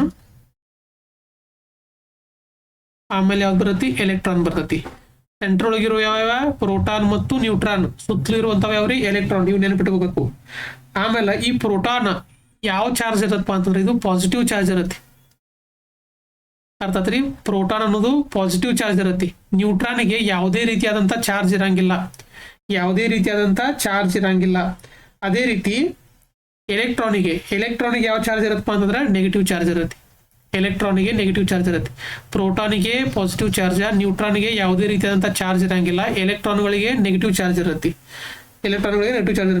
ಆಮೇಲೆ ಈ ಪ್ರೋಟಾನ್ ಅನ್ನ ಕಂಡು ಹಿಡಿದಂತ ವಿಜ್ಞಾನಿ ಯಾರಪ್ಪ, ಪ್ರೋಟಾನ್ ಅನ್ನ ಇದನ್ನ ಎಕ್ಸಾಮ್ದಾಗ ಭಾಳ ಸಲ ಕೇಳಿದ್ದಾರೆ. ಪ್ರೋಟಾನ್ ಅನ್ನ ಕಂಡು ಹಿಡಿದಂತ ವಿಜ್ಞಾನಿ ಯಾರಪ್ಪ ಅಂತಂದ್ರೆ ರುದರ್ಫೋರ್ಡ್ ಅನ್ನುವಂತ ವಿಜ್ಞಾನಿ ಪ್ರೋಟಾನ್ ಅನ್ನ ಕಂಡು ಹಿಡಿದವ. ಆಮೇಲೆ ನ್ಯೂಟ್ರಾನ್ ಅನ್ನ ಕಂಡು ಹಿಡಿದವ ಯಾರಪ್ಪ ಅಂತಂದ್ರೆ ಜೇಮ್ಸ್ ಚಾಡ್ವಿಕ್. ಯಾರಿ? James Chadwick. ಅದೇ ರೀತಿ ಎಲೆಕ್ಟ್ರಾನ್ ಅನ್ನ ಕಂಡು ಹಿಡಿದಂತ ವಿಜ್ಞಾನಿ ಯಾರಪ್ಪ ಅಂತಂದ್ರೆ ಜೆ ಥಾಮ್ಸನ್. ಇವು ಮೂರು ಇಂಪಾರ್ಟೆಂಟ್ ನೆನಪಿಟ್ಟುವರೆ. ಪ್ರೋಟಾನ್ ಅಂತ ಬಂತಂತಂದ್ರ ರುದರ್ಫೋರ್ಡ್, ನ್ಯೂಟ್ರಾನ್ ಅಂತ ಬಂತಂದ್ರ ಜೇಮ್ಸ್ ಚಾಡ್ವಿಕ್, ಎಲೆಕ್ಟ್ರಾನ್ ಬಂತಂತಂದ್ರ ಜೆ ಥಾಮ್ಸನ್. ಆಮೇಲೆ ಮತ್ತೆ ಇಲ್ಲಿ ಪ್ರೋಟಾನಕ್ಕ ಚಾರ್ಜ್ ಐತಿ ಅಂತಂದ್ರಿ. ಈ ಪ್ರೋಟಾನಕ್ಕ ಚಾರ್ಜ್ ಐತಿ, ಏನೈತಿ? ಪಾಸಿಟಿವ್ ಚಾರ್ಜ್ ಐತಿ ಅಂತಂದ್ರಿ. ಮತ್ತೆ ಇದ್ರ ಚಾರ್ಜ್ ಎಷ್ಟೈತಿಪ್ಪ ಅಂತಂತಂದ್ರ 1.6 into 10⁻⁻19 ಕೂಲಂಬ್. ಏನ್ರಿದ? 1.6 into 10⁻⁻19 ಕೂಲಂಬ್. ಕೂಲಂಬ್ ಅನ್ನೋದೇನ್ರಿ? ಚಾರ್ಜ್ ಅನ್ನ, ಎಲೆಕ್ಟ್ರಿಕ್ ಚಾರ್ಜ್ ಅನ್ನ ಕಂಡು ಹಿಡಿಯುವಂತ ಯೂನಿಟ್ ಇದು. ಯಾವುದು? ಕೂಲಂಬ್ ಅಂತ ಬರತ್ರಿ. ಇದು ಚಾರ್ಜ್ ಅನ್ನ ಮೆಜರ್ ಮಾಡುವಂತ ಯೂನಿಟ್ ಯಾವುದು? ಕೂಲಂಬ್. ಇಷ್ಟು ಚಾರ್ಜ್ ಇರ್ತಾವಂತ. ಎಷ್ಟು ಪ್ರಮಾಣದಾಗ ಕಡಿಮೆ ಇರ್ತಾವ ಅಂತ ಹೇಳಿ ಇಮ್ಯಾಜಿನ್ ಮಾಡ್ಕೋರಿ ನೀವು. ಬರೀ ಎಷ್ಟು ಇರ್ತಾವು? 1.6 into 10⁻⁻19. 10⁻1 ಅಂತಂದ್ರ 10, 10⁻⁻1 ಅಂತಂದ್ರೆ ಎಷ್ಟ್ರಿ? 1/10. ಹಂಗ 10⁻⁻19 ಪ್ರಮಾಣದಾಗ ಅಂದ್ರೆ ಎಷ್ಟು ಕಡಿಮೆ ಚಾರ್ಜ್ ಇದ್ದಂಗಾತು ಇಮ್ಯಾಜಿನ್ ಮಾಡ್ರಿ ನೀವು. 10⁻⁻19 ಅಂತ ಅಷ್ಟು ಕಡಿಮೆ. ಬರೀ 10⁻⁻1 ಅಂತಂದ್ರೆ 1/10 ಅಂದಂಗ, ಅಂದ್ರೆ ಕೇವಲ 0.1 ಅಂದಂಗ. ಹಂಗ 10⁻⁻19 ಅಂತಂದ್ರ 0.0000 ಎಷ್ಟು? 17 0 ಬರದ 198 ಅಂತಂದ್ರ ಆ ಮೈನಸ್ನ ಚಾರ್ಜ್ ಇರತ್ತಂತ. ಸರಿ, ಪ್ಲಸ್ ಒಳಗೆ ಯಾವ್ದ್ರಿ? ಈ ಪ್ರೋಟಾನ್ ಒಳಗೆ ಎಷ್ಟು ಇರತಿ? Plus charge ಇರತಿ. ಇದ ಸೇಮ್ ಎಷ್ಟು ಚಾರ್ಜ್ ಇರತ್ತಪ್ಪ ಅಂದ್ರೆ ಎಲೆಕ್ಟ್ರಾನ್ ಒಳಗೆ ಇರತಿ. ಎಲೆಕ್ಟ್ರಾನ್ ಒಳಗೆ ಎಷ್ಟು ಚಾರ್ಜ್ ಇರತ್ತಪ್ಪ ಅಂತಂದ್ರೆ ನೆಗೆಟಿವ್ ಆಗಿ ಇರ್ತತಿ. 1.6 into 10⁻⁻19 ಕೂಲಂಬ್. ಸಂಖ್ಯೆ ಸೇಮ್, ಆದ್ರ ಪ್ರೋಟಾನ್ ಒಳಗ ಪಾಸಿಟಿವ್ ಇರತಿ, ಎಲೆಕ್ಟ್ರಾನ್ ಒಳಗ ನೆಗೆಟಿವ್ ಇರ್ತತಿ. ಇದರಿಂದ ಏನಪ್ಪಾ ಅಂತಂದ್ರ ಅವ ಎಲೆಕ್ಟ್ರಾನ್ಗಳು ಏನಾಗಿರ್ತಾವ್ರಿ? ಕರೆಕ್ಟ್ ಬ್ಯಾಲೆನ್ಸ್ ಆಗಿರ್ತಾವ. ನೋಡ್ರಿ ಇಲ್ಲಿ ನೀವು ಸೆಂಟರ್ ಒಳಗ ಒಂದು 5 kg 5 ನ್ಯೂಟನ್ ಫೋರ್ಸ್ ಐತಿ ಅಂತ ಹೇಳ್ತೀವಿ. ಅರ್ಥ ಆತ್ರಿ? ಪ್ಲಸ್ 5 ನ್ಯೂಟನ್ ಫೋರ್ಸ್ ಐತಿ. ಸುತ್ತಲೂ ಇಟ್ಟಿರತ್ತಪ್ಪ ಅಂತಂದ್ರ -5 ನ್ಯೂಟನ್ ಫೋರ್ಸ್ ಐತಿ ಅಂತ ತಿಳ್ಕೋರಿ. ಇಲ್ಲಿ ಪ್ಲಸ್ ಐತಿ, ಇಲ್ಲಿ ಮೈನಸ್ ಐತಿ. ಇವೇನಾಗ್ಬಿಡ್ತಾವ್ರಿ? ಕ್ವಾಂಟಿಟಿ ಸೇಮ್ ಐತಿ, 5 ಐತಿ, ಆದ್ರೆ ಏನೈತಿ? ಚಾರ್ಜ್ ಬೇರೆ ಐತಿ. ಇವೇನ್ ಚಾರ್ಜ್ ಏನಕ್ಕಾವು? ನೆಗೆಟಿವ್ ಕ್ಯಾನ್ಸಲ್ ಆಗಿಬಿಡ್ತಾವ. ಅದಕ್ಕಾಗಿ ಏನಾಗಲ್ಪ ಅಂತಂದ್ರ ಎಲೆಕ್ಟ್ರಾನ್ಗಳು ಬಂದ ಇದ್ರೊಳಗೆ ಬೀಳಂಗಿಲ್ಲ. ಎದ್ರೊಳಗ್ರಿ? ಈ ನ್ಯೂಕ್ಲಿಯಸ್ ಒಳಗೆ ಬೀಳಂಗಿಲ್ಲ. ಅಕಸ್ಮಾತ್ ಈ ಪ್ರೋಟಾನ್ ಚಾರ್ಜ್ ಏನಾರ ಹೆಚ್ಚಿಗೆ ಇತ್ತು ಅಂತ ಹೇಳ್ತಿಕೋರಿ, ಅವಾಗ ಏನಕ್ಕಿತ್ತು? ಪಾಸಿಟಿವ್ ಮತ್ತು ನೆಗೆಟಿವ್ ನಡು ಇರುವಂತಹ ಚಾರ್ಜಿಗೆ ಏನಂತ ಕರೀತಾರು ನೋಡ್ರಿ. ಇನ್ನೊಂದು ಈಗೇನಾತ್ ನಿಮ್ಗೆ ಏನ್ ಗೊತ್ತಾತು? ಸೆಂಟ್ರ್ ಒಳಗೆ ಏನಿರ್ತಾವಪ್ಪ? ಪ್ರೋಟಾನ ಪ್ಲಸ್ ನ್ಯೂಟ್ರಾನ್ ಇರ್ತಾವ ಅಂತ ಹೇಳಿ ಗೊತ್ತಾತು. ಸುತ್ತಲೂ ಏನಿರ್ತಾವ್ರಿ? ಎಲೆಕ್ಟ್ರಾನ್ಗಳು ಇರ್ತಾವು ಅಂತ ಗೊತ್ತಾತು. ಚಾರ್ಜ್ ಏನಿರ್ತಾವ್ರಿ ಇದ್ರದ 1.6 + 1.6 into 10⁻⁻19 ಐತಿ. ಕೂಲಂಬ್ ಅಂತಂದ್ರೆ ಏನ? ಚಾರ್ಜ್ ಅನ್ನ ಮೆಜರ್ ಮಾಡುವಂತ ಯೂನಿಟ್. ಆಮೇಲೆ ಈ ಎಲೆಕ್ಟ್ರಾನ್ ಚಾರ್ಜ್ ಎಷ್ಟೈತಿ? -1.6 into 10⁻⁻19. ಅರ್ಥ ಆತ್ರಿ? -19. ಆಮೇಲೆ ಈಗ ನ್ಯೂಟ್ರಾನ್ ಕಂತ್ರಿ ಚಾರ್ಜ್ ಇಲ್ಲ, ಇದಂತ್ರಿ 0 ಇದ್ದಂಗಿದೆ. ಇದಿದ್ರು ಇಲ್ಲ, ಇದ್ರ ಚಾರ್ಜ್ ಸಂಬಂಧ ಬರಂಗಿಲ್ಲ ಇದು. ಮತ್ತೆ ಇದು ಎಲೆಕ್ಟ್ರಾನ್ಗಳು ಸುತ್ತಲೂ ಅದಾವಲ್ರಿ. ಮತ್ತೆ ಎಲೆಕ್ಟ್ರಾನ್ಗಳು ಈಗ ಅಕಸ್ಮಾತ್ ಇದು ಪಾಸಿಟಿವ್ ಐತಿ, ನೆಗೆಟಿವ್ ಐತಿ. ಯಾವುದೇ ಎರಡು ಕಣ, ಒಂದು ಪಾಸಿಟಿವ್ ಐತಿ, ಒಂದು ನೆಗೆಟಿವ್ ಐತಿ, ಇದ್ರೊಳಗೆ ಅಟ್ರಾಕ್ಷನ್ ಫೋರ್ಸ್ ಆಗುತ್ತೋ, ಆಕರ್ಷಣ ಬಲ ಆಗುತ್ತೋ, ಏನು ವಿಕರ್ಷಣ ಬಲ ಆಗುತ್ತೋ? ಆಕರ್ಷಣ ಬಲ ಆಗುತ್ತೆ. ಯಾವ್ದು ಹೇಳ್ಕೋತತಿ? ಇದನ್ನಾರ ಇದು ಹೇಳ್ಕೋತತಿ, ಅಥವಾ ಇದನ್ನಾರ ಇದು ಹೇಳ್ಕೋತತಿ. ಯಾವ್ದು ಕ್ವಾಂಟಿಟಿ ಹೆಚ್ಚಿಗೆ ಐತಲ್ರಿ ಅದು ಹೇಳ್ಕೋತತಿ. ಆದ್ರೆ ಇಲ್ಲಿ ಸೆಂಟ್ರ್ ಒಳಗೆ ಏನೈತಿ? +1.6 10⁻⁻19 ಐತಿ. ಆಮೇಲೆ ಸುತ್ತಲೂ ಎಲೆಕ್ಟ್ರಾನ್ ಚಾರ್ಜ್ ಎಷ್ಟೈತಿ? -1.6 10⁻⁻19 ಐತಿ. ಎರಡೂ ಸೇಮ್ ಇರ್ತಾವ. ಸೇಮ್ ಇರೋದ್ರಿಂದ ಏನಕ್ಕಪ್ಪ ಅಂತಂದ್ರೆ ಒಂದನ್ನೊಂದು ಎಳ್ಕೊಂಗಿಲ್ಲ. ಇದನ್ನು ಇದು ಎಳ್ಕೊಂಗಿಲ್ಲ, ಇದನ್ನು ಇದು ಎಳ್ಕೊಂಗಿಲ್ಲ. ಅಕಸ್ಮಾತ್ ಏನಾರ ಎಲೆಕ್ಟ್ರಾನ್ ಅದನ್ನ ಚಾರ್ಜ್ ಜಾಸ್ತಿ ಆಗಿತ್ತಪ್ಪ ಅಂತಂದ್ರೆ ಇದೇನ್ ಮಾಡ್ತಿತ್ತು? ಯಾಕಂದ್ರೆ ಇದು ನೆಗೆಟಿವ್ ಐತಿ, ಇದು ಪಾಸಿಟಿವ್ ಐತಿ, ಇದನ್ನ ಎಳ್ಕೊಂಡ್ಬಿಡ್ತಿತ್ತು. ಅದ ಅಕಸ್ಮಾತ್ ಪ್ರೋಟಾನ್ ಚಾರ್ಜ್ ಏನಾರ ಜಾಸ್ತಿ ಆಗಿತ್ತಪ್ಪ ಅಂತಂದ್ರೆ ಇದೇನಾಕಿತ್ತು? ಇದನ್ನ ಎಳ್ಕೊಂಡ್ಬಿಡ್ತಿತ್ತು. ಬರೀ ಕೇವಲ ಇದ್ರೊಳಗೆ ಏನದ? ನೆಗೆಟಿವ್ ಪಾಸಿಟಿವ್ ಅದಾವ ಹೊರತು ಏನಂದ್ರೆ ಕ್ವಾಂಟಿಟಿ ಏನಿರಂಗಿಲ್ರಿ, ಸೇಮ್ ಅದಾವ. ಕ್ವಾಂಟಿಟಿ ಏನೈತಿ? ಸೇಮ್ ಐತಿ. ಪಾಸಿಟಿವ್ ನೆಗೆಟಿವ್ ಇತ್ತಂದ್ರ ಕಾನ್ಸೆಪ್ಟ್ ಪ್ರಕಾರ ಏನಕ್ಕಿತ್ತು? ಆಕರ್ಷಣ ಬಲ ಹಾಕಿತ್ತು, ತನ್ನಡಿಗೆ ಎಳೆದುಕೊಳ್ತಿರ್ತದ. ಇವೆರಡು ಕ್ವಾಂಟಿಟಿ ಸೇಮ್ ಅದಾವ ಅಂತ ಏನಕತ್ರಿ? ಇದು ಎಷ್ಟು ಫೋರ್ಸ್ ಜಗತ್ತಿರತ್ತಲ್ಲ, ಇದು ಅಷ್ಟ ಫೋರ್ಸ್ ಜಗತ್ತಿರತಿ. ಅದಕ್ಕೆ ನೋಡ್ರಿ, ಸೆಂಟ್ರ್ ಒಳಗ ಒಂದು ಕಲ್ ಐತೆ ಅಂತ ತಿಳ್ಕೊರಿ. ನೀವು ಇಲ್ಲೊಬ್ಬ ವ್ಯಕ್ತಿ ಅದಾನು, ಇವ 5 ನ್ಯೂಟನ್ ಫೋರ್ಸ್ಲೆ ಜಗತ್ತಾನು. ಇಲ್ಲೊಬ್ಬ ವ್ಯಕ್ತಿ ಅದಾನು, ಇದು 5 ನ್ಯೂಟನ್ ಫೋರ್ಸ್ಲೆ ಜಗತ್ತಾನು. ಇವ ಈ ಕಡೆ ಎಳ್ಕೊತಂತಂದ್ರ ಪಾಸಿಟಿವ್ ಆಗುತ್ತೆ. ಒಂದು ಪಾಸಿಟಿವ್ ಆಕತಿ, ಒಂದು ನೆಗೆಟಿವ್ ಆಕತಿ. ಯಾಕಂದ್ರೆ ಎರಡು ಅಪೋಸಿಟ್ ಫೋರ್ಸ್ ಅದಾರು. ಅವಾಗ ಇವು ಅಷ್ಟ ಫೋರ್ಸ್ ಜಗತ್ತಾನು, ಇವು ಅಷ್ಟ ಫೋರ್ಸ್ ಜಗತ್ತಾನ ಅಂತ ಇದು ಏನಾರ ಮೂವ್ಮೆಂಟ್ ಆಗುತ್ತೆನಾ? ಇದು ಮೂವ್ಮೆಂಟ್ ಆಗಲ್ಲ. ಅದೇ ರೀತಿ ಇಲ್ಲೂ ಏನಪ್ಪಾ ಅಂತಂದ್ರೆ ಇವು ಅಷ್ಟ ಜಗತ್ತಾನು, ಇವು ಅಷ್ಟು ಜಿಗತ್ತನು, ಅದರಿಂದ ಏನಾಗಲ್ರಿ ಇವು ಒಳಗೆ ಬೆಳಂಗಿಲ್ಲ, ಇವು ಹೊರಗೆ ಹೋಗಂಗಿಲ್ಲ. ಇದಕ್ಕೆ ಏನಂತ ಕರೀತಾರಪ್ಪ ಅಂತಂದ್ರೆ ಎಲೆಕ್ಟ್ರೋಸ್ಟ್ಯಾಟಿಕ್ ಫೋರ್ಸ್ ಅಂತ ಕರೀತಾರ. ಎಲೆಕ್ಟ್ರೋಸ್ಟ್ಯಾಟಿಕ್ ಫೋರ್ಸ್ ಇದು ವೆರಿ ಇಂಪಾರ್ಟೆಂಟ್ ರೀ. ಇದನ್ನು ಭಾಳ ಸಲ ಕೇಳಿದಾರೆ ಎಕ್ಸಾಮ್ದಾಗ. ಇದೇನ್ ಆಕರ್ಷಣಾ ಬಲ ಐತಲ್ರಿ, ಇದೇನ್ ಆಕರ್ಷಣಾ ಬಲ ಐತಲ್ಲ, ಪ್ರೋಟಾನ್ ಮತ್ತು ಎಲೆಕ್ಟ್ರಾನ್ಗಳ ನಡುವೆ ಇರುವಂತಹ ಬಲಕ್ಕೆ ಏನಂತ ಕರೀತಾರಪ್ಪ ಅಂತಂದ್ರೆ ಎಲೆಕ್ಟ್ರೋಸ್ಟ್ಯಾಟಿಕ್ ಫೋರ್ಸ್ ಅಂತ ಕರೀತಾರೆ. ಈಗ ಎಲೆಕ್ಟ್ರಾನ್ಗಳು ಮತ್ತು ಪ್ರೋಟಾನ್ಗಳು ಇರುವಂತಹ ಆಕರ್ಷಣಾ ಬಲಕ್ಕೆ ಏನಂತ ಕರೀತಾರೋ ಎಲೆಕ್ಟ್ರೋಸ್ಟ್ಯಾಟಿಕ್ ಫೋರ್ಸ್ ಅಂತ ಕರೀತಾರೆ. ಇದಕ್ಕೆ ಕನ್ನಡದಾಗ ಏನಂತಾರಪ್ಪ ಅಂತಂದ್ರ ಸ್ಥಿರ ವಿದ್ಯುತ್ ಬಲ. ಸ್ಥಿರ, ಸ್ಟ್ಯಾಟಿಕ್ ಅಂದ್ರೆ ಏನ್ರಿ ಸ್ಥಿರ, ಎಲೆಕ್ಟ್ರೋ ಅಂತಂದ್ರೆ ಏನ್ರಿ ವಿದ್ಯುತ್, ಫೋರ್ಸ್ ಅಂತಂದ್ರೆ ಏನ್ರಿ ಬಲ, ಸಿಂಪಲ್. ಸ್ಥಿರ ವಿದ್ಯುತ್ ಬಲ ಅಂತ ಕರೀತಾರು. ಆಮೇಲೆ ಇನ್ನೊಂದು ಫೋರ್ಸ್ ಇರ್ತಾವ್ರಿ ಇವು ಎರಡು ನೋಡಕ್, ಸೆಂಟ್ರಿಪಿಟಲ್ ಫೋರ್ಸ್ ಅಂದ್ರ ಕೇಂದ್ರಾಭಿಮುಖ ಬಲ. ಏನಂತ ಕರೀತಾರೆ ಅದಕ್ಕ, ಕೇಂದ್ರಾಭಿಮುಖ ಬಲ ಅಂತ ಕರೀತಾರೆ, ಸೆಂಟ್ರಿಪಿಟಲ್ ಫೋರ್ಸ್.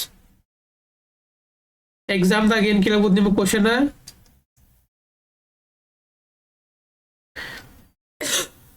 ಪ್ರೋಟಾನ್ ಮತ್ತು ಎಲೆಕ್ಟ್ರಾನ್ಗಳ ನಡುವೆ ಇರುವಂತಹ ಫೋರ್ಸ್ಗಳು ಯಾವುವು? Option A electrostatic force, option B centripetal force, option C weak nuclear force, option D strong nuclear force. ಇವು ಬಗ್ಗೆ ಎಲ್ಲ ಎಕ್ಸ್ಪ್ಲೇನ್ ಮಾಡ್ತಾನೆ. ಸ್ಟ್ರಾಂಗ್ ನ್ಯೂಕ್ಲಿಯರ್ ಫೋರ್ಸ್ ಏನ್ ನೆನಪಿರ್ಬೇಕು ನಿಮ್ಗೆ, ಕನ್ಫ್ಯೂಸ್ ಆಕಾವು, ಕನ್ಫ್ಯೂಸ್ ಆಗ್ಬಾರ್ದು. ಒಟ್ಟು ಎರಡೇ ನೆನಪಿರ್ಬೇಕು, ಯಾವ್ದ್ರಿ ಎಲೆಕ್ಟ್ರೋಸ್ಟ್ಯಾಟಿಕ್ ಫೋರ್ಸ್ ಒಂದ, ಸೆಂಟ್ರಿಪಿಟಲ್ ಫೋರ್ಸ್ ಒಂದ. ಸೆಂಟ್ರಿಪಿಟಲ್ ಯಾಕಪ್ಪ ಅಂತಂದ್ರ ಯಾವುದೇ ಒಂದು ಹಿಂಗೇನ್ ವೃತ್ತಾಕಾರದ ಸುತ್ತುವಾಗ ತನ್ನಡೆಗೆ ಎಳೆದುಕೊಳ್ಳುವಂತ ಬಲಕ್ಕೆ ಏನಂತ ಕರೀತಾರೋ ಸೆಂಟ್ರಿಪಿಟಲ್ ಫೋರ್ಸ್ ಅಂತ ಕರೀತಾರೆ. ಈಗ ಏನು ಎಲೆಕ್ಟ್ರಾನ್ಗಳು ವೃತ್ತಾಕಾರದಾಗ ಅದಾವ, ಅದಕ್ಕಾಗಿ ಏನಪ್ಪಾ ಅಂತಂದ್ರ ಈ ಸೆಂಟ್ರಿಪಿಟಲ್ ಫೋರ್ಸ್ ಒಂದು ಎಕ್ಸಿಸ್ಟ್ ಆಗತ್ತೆ ಇಲ್ಲಿ, ಅಂದ್ರೆ ಕೇಂದ್ರಾಭಿಮುಖ ಬಲ ಎಕ್ಸಿಸ್ಟ್ ಆಗತ್ತೆ. ಬಟ್ ಎಲೆಕ್ಟ್ರೋಸ್ಟ್ಯಾಟಿಕ್ ಫೋರ್ಸ್ ಅಂತಂದ್ರೆ ಏನ್ರಿ, ಯಾವುದೇ ಪ್ರೋಟಾನ್ ಮತ್ತು ಎಲೆಕ್ಟ್ರಾನ್ಗಳ ನಡುವೆ ಇರುವಂತ ಬಲ, ಪ್ರೋಟಾನ್ ಮತ್ತು ಎಲೆಕ್ಟ್ರಾನ್ಗಳ ನಡುವೆ ಬಲ. ಇದಕ್ಕೆ ಎಲೆಕ್ಟ್ರೋಸ್ಟ್ಯಾಟಿಕ್ ಯಾಕಂತ ಕರೆದ್ರಪ್ಪ ಅಂತಂದ್ರ ಇಲ್ಲೇ ಪ್ರೋಟಾನ್ ಮೂವ್ಮೆಂಟ್ ಆಗತ್ತಿರಂಗಿಲ್ಲ, ಎಲೆಕ್ಟ್ರಾನ್ ಮೂವ್ಮೆಂಟ್ ಆಗಿರಂಗಿಲ್ಲ. ಅದಕ್ಕಂದ್ರೆ ನಿಂತಲೇ ನಿಂತಿರ್ತಾರ ಇವು. ಅರ್ಥಾತ್ರಿ, ನಿಂತಲೇ ನಿಂತಿರುವಂತಹ ಕಣಗಳ ನಡುವೆ ಇರುವಂತಹ ಬಲವನ್ನ ಏನಂತ ಕರೀತಾರೋ ಎಲೆಕ್ಟ್ರೋಸ್ಟ್ಯಾಟಿಕ್ ಫೋರ್ಸ್ ಅಂತ ಕರೀತಾರೆ. ಸ್ಟ್ಯಾಟಿಕ್ ಅಂದ್ರೆ ಏನ್ರಿ ಸ್ಥಿರ, ಎಲೆಕ್ಟ್ರೋ ಅಂತ ಏನ್ರಿ ವಿದ್ಯುತ್ ಬಲ. ಈ ಎರಡು ನಡುವೆ ಇರುವಂತಹ ಬಲವನ್ನ, ಪ್ರೋಟಾನ್ ಮತ್ತು ಎಲೆಕ್ಟ್ರಾನ್ ನಡುವೆ ಇರುವಂತಹ ಬಲವನ್ನ ಏನಂತ ಕರೀತಾರೋ ಎಲೆಕ್ಟ್ರೋಸ್ಟ್ಯಾಟಿಕ್ ಫೋರ್ಸ್ ಅಂತ ಕರೀತಾರೆ. ಈಗ ಇವೆರಡು ನೋಡಕತ್ತೀಗ ಅರ್ಥಾತ್ರಿ. ಈಗ ನೋಡ್ರಿ, ಇವೆರಡು ನಡಕ ಇರುವಂತ ಬಲಕ್ಕೆ ಏನಂತ ಕರೀತಾರೋ ಎಲೆಕ್ಟ್ರೋಸ್ಟ್ಯಾಟಿಕ್ ಅಥವಾ ಸ್ಥಿರ ವಿದ್ಯುತ್ ಬಲ ಅಂತ ಕರೀತಾರೆ. ಮತ್ತೆ ಇಲ್ಲಿ ನಡಕದಾವಲ್ಲ ಪ್ರೋಟಾನ್ ಮತ್ತು ನ್ಯೂಟ್ರಾನ್ಗಳು ನೋಡ್ರಿ. ಈಗ ಸೆಂಟ್ರ್ ಒಳಗ ನೀವ್ ಏನ್ದಾವ ಅಂತಂದ್ರಿ, ಪ್ರೋಟಾನ್ ಅದಾವು ಅಂತಂದ್ರಿ, ಸಿಕ್ಕಾಪಟ್ಟೆ ಪ್ರೋಟಾನ್ ಅಟಮ್ಗಳು ಇರ್ತಾವ. ಈ ಪ್ರೋಟಾನ್ ಅಟಮ್ಗಳು ಯಾವ ಚಾರ್ಜ್ನಾಗ ಇರ್ತಾವು, ಪಾಸಿಟಿವ್ ಚಾರ್ಜ್ನಾಗ ಇರ್ತಾವಲ್ಲ ರೀ. ಈಗ ಪ್ರತಿಯೊಂದು ಕಣಗಳು ಪಾಸಿಟಿವ್ ಚಾರ್ಜ್ ಇರ್ತಾವ. ಸೊ ಪಾಸಿಟಿವ್ ಚಾರ್ಜ್ ಅನ್ನಂತಲೇ ಏನ್ ಆಗ್ಬೇಕಾಗಿತ್ತಿವ, ವಿಕರ್ಷಣೆ ಹೊಂದಬೇಕಾಗಿತ್ತು, ಅಂದ್ರ ರಿಪೆಲ್ ಆಗ್ಬೇಕಾಗಿತ್ತು. ಯಾಕಂದ್ರೆ ಒಂದೇ ರೀತಿಯಾದಂತ ಬಲವನ್ನು ಹೊಂದ್ಯಾವ, ಪಾಸಿಟಿವ್ ಅನ್ನೋ ಚಾರ್ಜ್ ಒಂದೇ ರೀತಿಯಾದಂತ ಚಾರ್ಜ್ ಅನ್ನ ಹೊಂದ್ಯಾವ. ಎಲ್ರಿ ಇದು ನ್ಯೂಕ್ಲಿಯಸ್ ಒಳಗ ಪ್ರೋಟಾನ್ಗಳು ಇರ್ತಾವ, ನ್ಯೂಟ್ರಾನ್ ಇರ್ತಾವ. ಇವು ನ್ಯೂಟ್ರಾನ್ ಏನ್ ಚಾರ್ಜ್ ಇರಂಗಿಲ್ಲ, ಇವು ಎಷ್ಟು ಬೇಕಾದಿಟ್ಟಿದ್ರು ನಡೀತೈತ್ರಿ ಇವು. ಆದ್ರ ಈ ಪ್ರೋಟಾನ್ಗಳು ಏನಿರ್ತಾವ್ರಿ ಪಾಸಿಟಿವ್ ಚಾರ್ಜ್ ಇರ್ತಾವ. ಪಾಸಿಟಿವ್ ಚಾರ್ಜ್ ಇದ್ರೆ ಒಂದಕ್ಕೊಂದು ವಿಕರ್ಷಣೆ ಹೊಂದಬೇಕಾಗಿತ್ತು. ವಿಕರ್ಷಣೆ ಹೊಂದಿದಂತಂದ್ರೆ ಏನಾಕಿತ್ತವ, ದೂರ ಚಲಿಸಬೇಕಾಗಿತ್ತು. ಯಾವ ಪ್ರೋಟಾನ್ಗಳು ಇಲ್ಲಿ ಇರಬಾರ್ದಾಗಿತ್ತಾವ, ದೂರ ಹೋಗ್ಬೇಕಾಗಿತ್ತಾವ. ಅದಕ್ಕೆ ಇವು ದೂರ ಹೋಗ್ಬಾರ್ದು, ಇವು ಒಟ್ಟಿಗೆನೆ ಇಟ್ಟುಕೊಳ್ಳುವಂತಹ ಫೋರ್ಸ್ ಯಾವ್ದಪ್ಪ ಅಂತಂದ್ರ ಸ್ಟ್ರಾಂಗ್ ನ್ಯೂಕ್ಲಿಯರ್ ಫೋರ್ಸ್.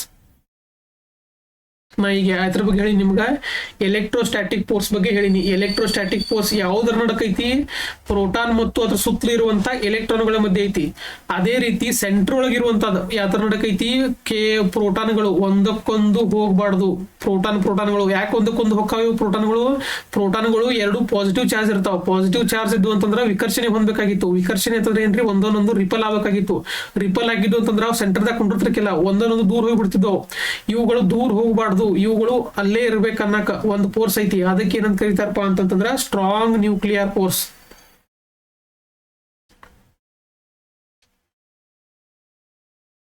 ಏನಂತ ಕರೀತಾರಿ, ಸ್ಟ್ರಾಂಗ್ ನ್ಯೂಕ್ಲಿಯರ್ ಫೋರ್ಸ್. ಎಕ್ಸಾಮ್ದಾಗ ಹಿಂಗ ಕೊಡ್ತಾರೆ, ಸ್ಟ್ರಾಂಗ್ ನ್ಯೂಕ್ಲಿಯರ್ ಫೋರ್ಸ್ ಅಂತ ಹೇಳಿ ಕೊಡ್ತಾರೆ. ನಿಮ್ ಕನ್ನಡದಾಗ ಕೊಡೋಕ್ಕಿಂತ ಏನ್ ಮಾಡ್ತಾರಪ್ಪ ಅಂತಂದ್ರ ಸ್ಟ್ರಾಂಗ್ ನ್ಯೂಕ್ಲಿಯರ್ ಫೋರ್ಸ್ ಅಂತ ಕೊಡ್ತಾರ. ಅಂದ್ರ ಶಕ್ತಿಶಾಲಿ, ಕನ್ನಡದಾಗ ಏನಂತಾರ್ರಿ, ಶಕ್ತಿಶಾಲಿ ಪರಮಾಣು ಬಲ.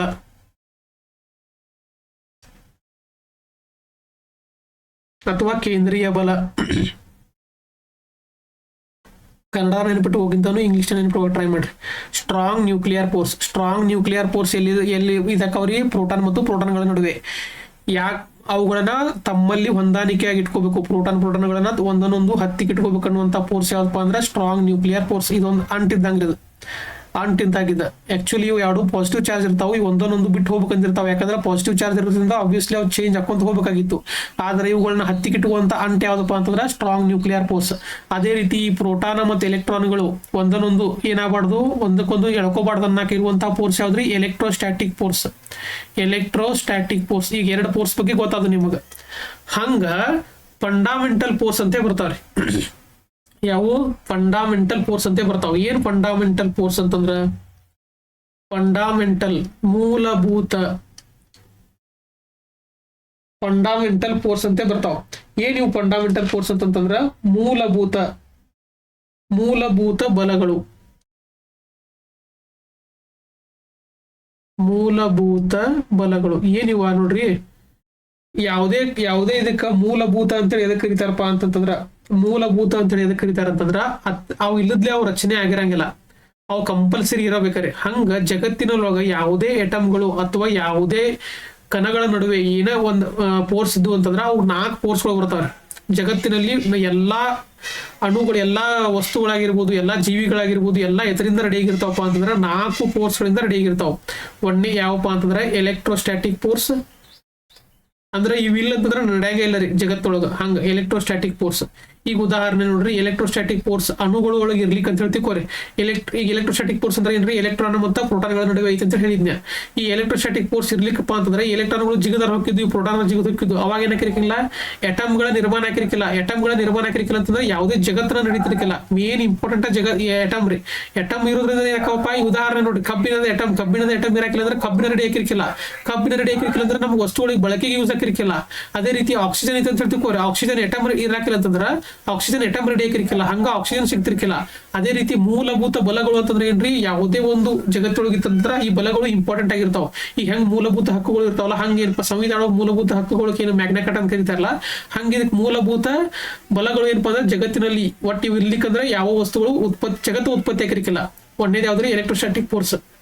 ಅದೇ ರೀತಿ ಇನ್ನೊಂದೇನು ಹೇಳಿದ್ದೆ ನಿಮ್ಗ? Strong nuclear force. Strong nuclear force. ಈ ಸ್ಟ್ರಾಂಗ್ ನ್ಯೂಕ್ಲಿಯರ್ ಫೋರ್ಸ್ ಅಂತಂದ್ರೆ ಏನ್ರಿ? ಎದ್ರ ನಡಕ್ಕೆ ಇರ್ಬೇಕು ಇವ ಸ್ಟ್ರಾಂಗ್ ನ್ಯೂಕ್ಲಿಯರ್ ಫೋರ್ಸ್? ಈ ನಡಕ್ಕೆ ಏನ್ ಸೆಂಟ್ರ್ ಒಳಗೆ ಇರ್ತಾವಲ್ಲ, ಪ್ರೋಟಾನ್ಗಳನ್ನ ಹತ್ತಿಗೆ ಇಟ್ಕೋಬೇಕು. ಪ್ರೋಟಾನ್ ಮತ್ತೆ ನ್ಯೂಟ್ರಾನ್ ಅನ್ನ, ಅದ್ರ ಜೊತೆ ನ್ಯೂಟ್ರಾನ್ ಹತ್ತಿಗೆ ಇಟ್ಟುವಂತ ಫೋರ್ಸ್ ಏನಂತ ಕರೀತಾರು? ಸ್ಟ್ರಾಂಗ್ ನ್ಯೂಕ್ಲಿಯರ್ ಫೋರ್ಸ್ ಅಂತ ಕರೀತಾರೆ. ಇನ್ನೊಂದು ಫೋರ್ಸ್ ಬರ್ತೈತಿ ಯಾವ್ದಂತಂದ್ರ ವೀಕ್ ನ್ಯೂಕ್ಲಿಯರ್ ಫೋರ್ಸ್ ಅಂತ ಬರ್ತೈತಿ. Weak nuclear force. ಇದಕ್ಕೆ ಏನಂತ ಕರೀತಾರಪ್ಪ ಅಂತಂದ್ರ ದುರ್ಬಲ ಪರಮಾಣು ಬಲ. ಇದಕ್ಕೇನಂತಾರ್ರಿ? ದುರ್ಬಲ. ಇದನ್ನ ಶಕ್ತಿಶಾಲಿ ಪರಮಾಣು ಬಲ, ಇದು ದುರ್ಬಲ. ಇದೇನು ಬರ್ತದಪ್ಪ ದುರ್ಬಲ ಪರಮಾಣು ಬಲ ಅಂತಂದ್ರ? ಈ ಪರಮಾಣು ಬಲ ಎಲ್ಲಿ ಯೂಸ್ ಆಕತ್ಪ ಅಂತಂದ್ರೆ ಈಗ ಸೂರ್ಯನೊಳಗೆ ಏನಾಕತ್ರಿ? ಹೈಡ್ರೋಜನ್ ಎಟಮ್ ಐತಿಲೋ ರೀ. ಸೂರ್ಯನೊಳಗ ಹೈಡ್ರೋಜನ್ ಎಟಮ್ ಏನಾಗಿ ಕನ್ವರ್ಟ್ ಆಕತಿ? ಹೀಲಿಯಂ ಆಗಿ ಕನ್ವರ್ಟ್ ಆಗತ್ತ. ಹೈಡ್ರೋಜನ್ ಎಟಮ್ ಹೀಲಿಯಂ ಆಗಿ ಕನ್ವರ್ಟ್ ಆಗತ್ತೆ. ಹೆಂಗ? ನ್ಯೂಕ್ಲಿಯರ್ ಫ್ಯೂಷನ್ ಮೂಲಕ. ನ್ಯೂಕ್ಲಿಯರ್ ಫ್ಯೂಷನ್ ಮೂಲಕ ಏನಾಕತ್ರಿ?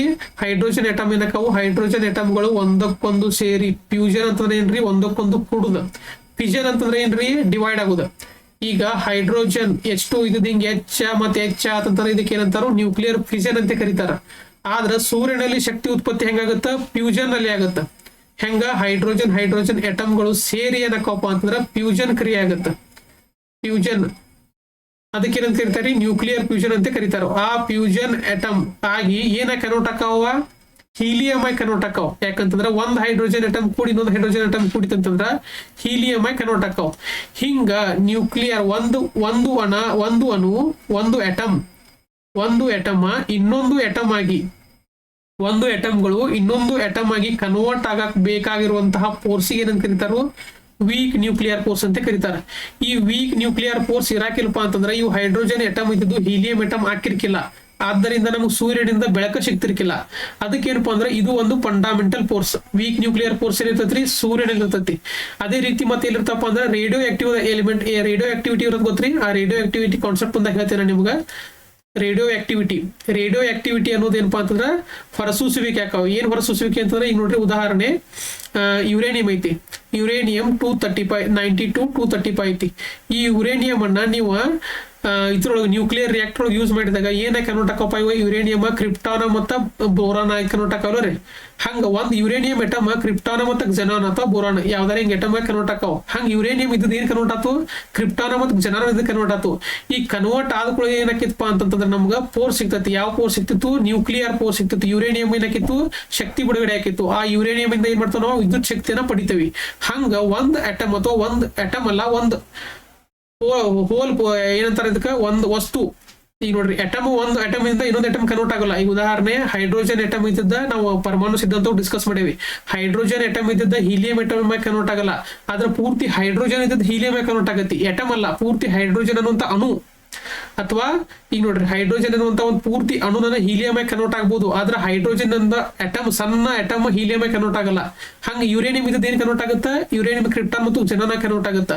ಈ ನಡುವೆ ಇರುವಂತಹ ಇವುಗಳು ಕನ್ವರ್ಟ್ ಆಗ್ಬೇಕಂದ್ರ ಬೇಕಾಗಿರುವಂತಹ ಫೋರ್ಸ್ ಏನ್ ಕರೀತಾರೋ ವೀಕ್ ನ್ಯೂಕ್ಲಿಯರ್ ಫೋರ್ಸ್ ಅಂತ ಕರೀತಾರ. ಆಮೇಲೆ ಇನ್ನೊಂದು ಫೋರ್ಸ್ ಬರ್ತೈತಿ, ಯಾವ್ದಂತಂದ್ರೆ ಗ್ರಾವಿಟೇಷನಲ್ ಫೋರ್ಸ್ ಅಥವಾ ಗುರುತ್ವಾಕರ್ಷಣೆ ಬಲ. ಇವು ನಾಲ್ಕು ಏನದವಪ್ಪ ಅಂತಂದ್ರ ಫಂಡಮೆಂಟಲ್ ಫೋರ್ಸ್. ಇವ್ನ ಎಕ್ಸಾಮ್ದಾಗ ಬಾಳ ಸಲ ಕೇಳಿದಾರ, ನೆನ್ಪಿಟ್ಕೋರಿ. ಯಾವ್ಯಾವಪ್ಪ ಅಂತಂದ್ರೆ ಒಂದೇದ್ ನೋಡ್ರಿ, ಒಂದೇದ್ ಏನಪ್ಪಾ ಅಂತಂದ್ರ ಎಲೆಕ್ಟ್ರೋಸ್ಟಾಟಿಕ್ ಫೋರ್ಸ್ ಗೊತ್ತಾತ. ಎರಡನೇದು ಏನಪ್ಪಾ ಅಂತಂದ್ರ weak strong nuclear force. Strong nuclear force ಅಂತಂದ್ರೆ ಏನಿರ್ತಾವ್ರಿ, ಆ ಸೆಂಟರ್ ಒಳಗೆ ಏನು ಪ್ರೋಟಾನ್ಗಳು ಇರ್ತಾವಲ್ಲ ಅವುಗಳನ್ನ ಹತ್ತಿಕ್ಕಿಟ್ಕೋಬೇಕಾರಂತ ಗಮ್ ಇದ್ದಂಗ ಅದ, ಒಂದ್ ಅಂಟಿದ್ದಂಗ. ಮೂರನೇದು ಏನಪ್ಪಾ ಅಂತಂದ್ರೆ ಗ್ರಾವಿಟೇಷನಲ್ ಫೋರ್ಸ್ ಗೊತ್ತಾಗುತ್ತಾ. ವೀಕ್ ನ್ಯೂಕ್ಲಿಯರ್ ಫೋರ್ಸ್ ಬಗ್ಗೆ ಒಂದ್ ಸ್ವಲ್ಪ ನೆನ್ಪಿಟ್ಕೋರಿ. ವೀಕ್ ನ್ಯೂಕ್ಲಿಯರ್ ಫೋರ್ಸ್ ಬಗ್ಗೆ. ವೀಕ್ ನ್ಯೂಕ್ಲಿಯರ್ ಫೋರ್ಸ್ ಎಲ್ಲಿ ಬರ್ತಪ್ಪ ಅಂದ್ರೆ, ವೀಕ್ ನ್ಯೂಕ್ಲಿಯರ್ ಅಂತಂದ್ರೆ ಎಲ್ಲಿ ಆಗ್ಬೇಕಪ್ಪ ಅಂತಂದ್ರೆ ಇವ ಸೂರ್ಯನಲ್ಲಿ ಅಂತ ನೆನಪಿಟ್ಕೋರಿ. ಆಮೇಲೆ ರೇಡಿಯೋ ಆಕ್ಟಿವಿಟಿಯಲ್ಲಿ ಯಾಕಪ್ಪ ಅಂತಂದ್ರೆ ಸೂರ್ಯನಲ್ಲಿ ಹೈಡ್ರೋಜನ್ ಅನ್ನುವಂತ ಒಂದಿದ ಹೀಲಿಯಂ ಆಗಿ ಕನ್ವರ್ಟ್ ಆಗ್ಬೇಕಪ್ಪ. ಆ ಕನ್ವರ್ಟ್ ಆಗ್ಬೇಕಂದ್ರೆ ಒಂದು ಫೋರ್ಸ್ ಬೇಕು ಅಥವಾ ಒಂದು ಬಲ ಬೇಕು. ಆ ಬಲಕ್ಕೆ ಏನಂತ ಕರೀತಾರೋ ವೀಕ್ ನ್ಯೂಕ್ಲಿಯರ್ ಫೋರ್ಸ್ ಅಂತ ಕರೀತಾರು. ಅರ್ಥಾತ್. ಆಮೇಲೆ ನಾಲ್ಕನೇದು ಏನಪ್ಪಾ ಅಂತಂದ್ರೆ ಗುರುತ್ವಾಕರ್ಷಣೆ ಬಲ. ಇನ್ನೊಂದು ನಿಮ್ಗೆ ಎಕ್ಸಾಮ್ ಕೇಳ್ತಾರ ನೋಡ್ರಿ, ಇದು ವೆರಿ ಇಂಪಾರ್ಟೆಂಟ್. ಇವ್ನ ಏನ್ ಮಾಡ್ತಾರಪ್ಪ ಅಂದ್ರೆ ಅವುಗಳ ಶಕ್ತಿಶಾಲಿ ಆಧಾರದ ಮೇಲೆ ಹೊಂದಿಸಿ ಬರೆಯಿರಿ ಅಂತ ಕೇಳ್ತಾರ. ಅಂದ್ರ ಏರಿಕೆ ಕ್ರಮದಲ್ಲಿ ಬರೆಯಿರಿ ಅಂತ ಕೇಳ್ತಾರ. ಇದ್ರೊಳಗೆ ಅತಿ ಸ್ಟ್ರಾಂಗ್ ಆದಂತ ಫೋರ್ಸ್ ಯಾವ್ದಪ್ಪ ಅಂತಂದ್ರ ಒಂದೇದೇನ್ರಿ, ಸ್ಟ್ರಾಂಗ್ ನ್ಯೂಕ್ಲಿಯರ್ ಫೋರ್ಸ್. ಅತ್ಯಂತ ಹೆಚ್ಚು ಶಕ್ತಿಶಾಲಿ ಆದಂತ ಫೋರ್ಸ್ ಯಾವ್ದ, ಸ್ಟ್ರಾಂಗ್ ನ್ಯೂಕ್ಲಿಯರ್ ಫೋರ್ಸ್. ಇವ್ನ ಎಕ್ಸಾಮ್ದಾಗ ಬಾಳ ಸಲ ಕೇಳಿದಾರೆ. ಅತ್ಯಂತ ಶಕ್ತಿ ಅಂದ್ರ ಫಂಡಮೆಂಟಲ್, ಮೂಲಭೂತ ಬಲಗಳಲ್ಲಿ ಅತಿ ಶಕ್ತಿಶಾಲಿಯಾದಂತ ಬಲ. ಅದಕ್ಕೆ ಫಂಡಮೆಂಟಲ್ ಅಂತ ಯಾಕೆ ಕರೀತಾರೋ, ಆ ಬಲಗಳು ಇರ್ಲಿಕ್ಕಂತಂದ್ರೆ ವಿಶ್ವವೇ ಆಕರ್ಷಣೆ ಬಲ ಇಲ್ಲ ಅಂತಂದ್ರೆ ವಿಶ್ವ ಉದ್ಭವ ಆಕಿತನ ಹಾಕಿರ್ಕಿಲ್ಲ. ವೀಕ್ ನ್ಯೂಕ್ಲಿಯರ್ ಫೋರ್ಸ್ ಇರ್ಲಿಕ್ಕಂದ್ರೆ ವಿಶ್ವ ಉದ್ಭವ ಆಕಿತನ ಹಾಕಿರ್ಕಿಲ್ಲ. ಯಾಕಂದ್ರೆ ಸೂರ್ಯನ ಬೆಳಕು ನಮ್ಗೆ ಸಿಗ್ತಿರ್ಕಿಲ್ಲ. ಅದೇ ರೀತಿ ಸ್ಟ್ರಾಂಗ್ ನ್ಯೂಕ್ಲಿಯರ್ ಫೋರ್ಸ್ ಇರ್ಲಿಕ್ಕಂತಂದ್ರ ಆ ಕಣಗಳ ನಡುವೆ ಅಕಸ್ಮಾತ್ ಫೋರ್ಸ್ ಇರ್ಲಿಕ್ಕಪ್ಪ ಅಂತಂದ್ರ ಅಟಮ್ ನಿರ್ಮಾಣ ಆಕಿರ್ಕಿಲ್ಲ. ಇವು ಸ್ಟ್ರಾಂಗ್ ಮತ್ತು ವೀಕ್ ಇರ್ಲಿಕ್ಕಂದ್ರೆ ಅಟಮ್ ನಿರ್ಮಾಣ ಆಕಿರ್ಕಿಲ್ಲ. ಹಂಗ ಇವುಗಳಲ್ಲಿ ನಾಲ್ಕುದ್ರಲ್ಲಿ ಅತಿ ಸ್ಟ್ರಾಂಗ್ ಯಾವ್ದಪ್ಪ ಅಂದ್ರೆ ಸ್ಟ್ರಾಂಗ್ ನ್ಯೂಕ್ಲಿಯರ್ ಫೋರ್ಸ್. ಎಲ್ಲಿರ್ತದ್ರಿದ ಈ ನ್ಯೂಕ್ಲಿಯಸ್ ದಲ್ಲಿರುವಂತಹ ಪ್ರೋಟಾನ್ ಮತ್ತು ಪ್ರೋಟಾನ್ಗಳ ಮಧ್ಯೆ ಇರ್ತತಿ. ಅದೇ ರೀತಿ ಎರಡನೇ ಸ್ಟ್ರಾಂಗ್ ಯಾವ್ದಪ್ಪ ಅಂತಂದ್ರೆ ಎಲೆಕ್ಟ್ರೋಸ್ಟಾಟಿಕ್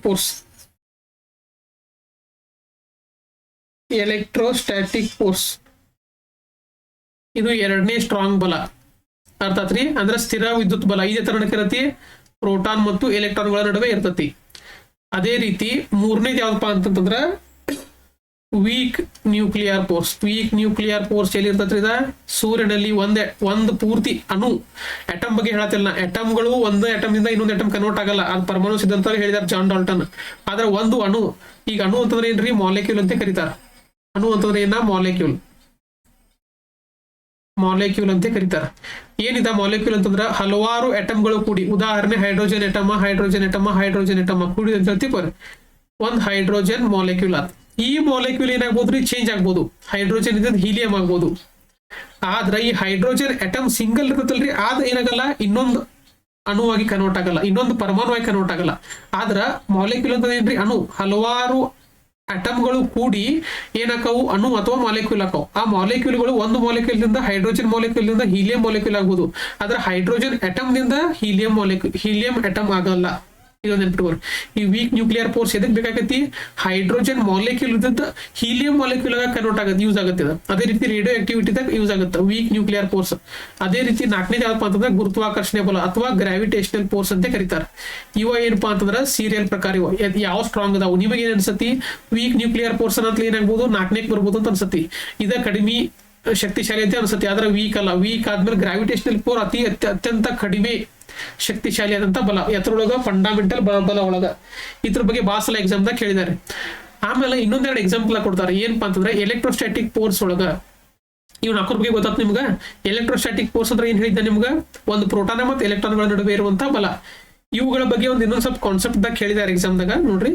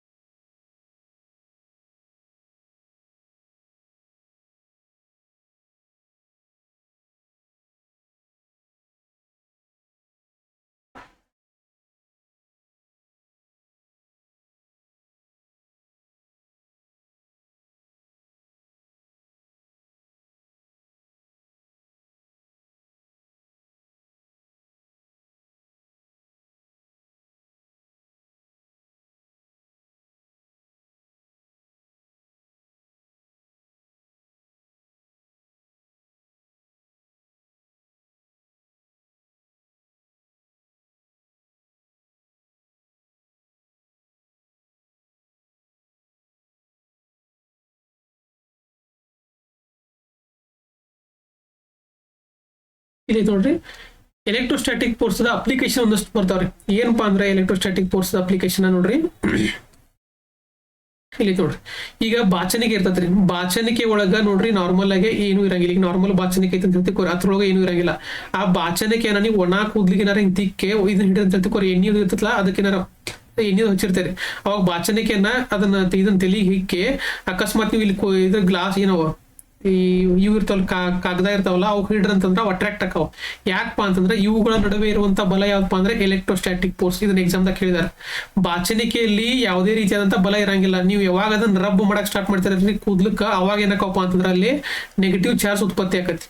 ನೆಗೆಟಿವ್ ಚಾರ್ಜ್ ಉತ್ಪತ್ತಿ ಆಗತ್ತೆ. ಆ ನೆಗೆಟಿವ್ ಚಾರ್ಜ್ ಉತ್ಪತ್ತಿ ಆಗಂತಲೇ ಈ ಕಾಗದದಲ್ಲಿರುವಂತ ಧನ ವಿದ್ಯುತ್ ಆವೇಶ ನಡಕ ಒಂದು ಫೋರ್ಸ್ ಇದಾಕತ್ರಿ, ಡೆವಲಪ್ ಆಗುತ್ತೆ. ಯಾವುದೇ ಒಂದು ಪಾಸಿಟಿವ್ ಒಂದು ನೆಗೆಟಿವ್ ನಡುವೆ ಫೋರ್ಸ್ ಡೆವಲಪ್ ಆತಪ್ಪ ಅಂದ್ರೆ ಅದಕ್ಕೆ ಏನಂತ ಹೇಳ್ತಾರೆ, ಎಲೆಕ್ಟ್ರೋಸ್ಟಾಟಿಕ್ ಫೋರ್ಸ್ ಅಂತ ಕರೀತಾರೆ.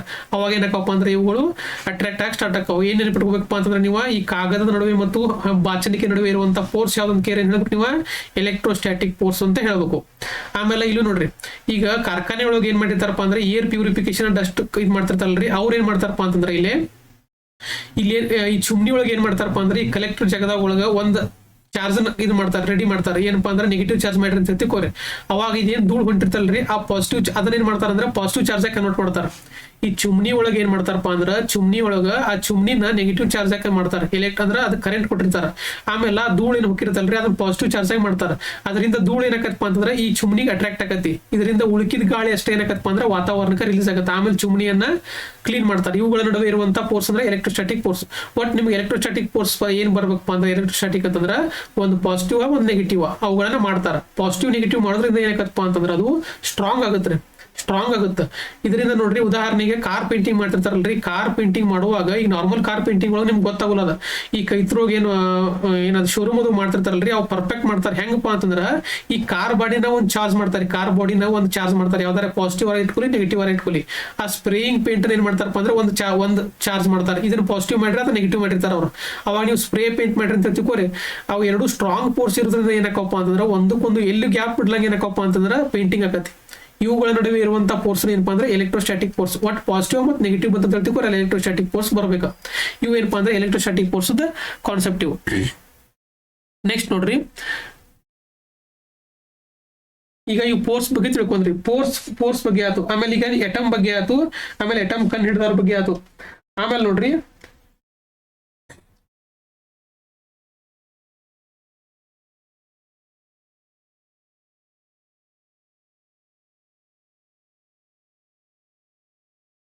ನೆಕ್ಸ್ಟ್ ಏನಪ್ಪಾ ಅಂತಂದ್ರ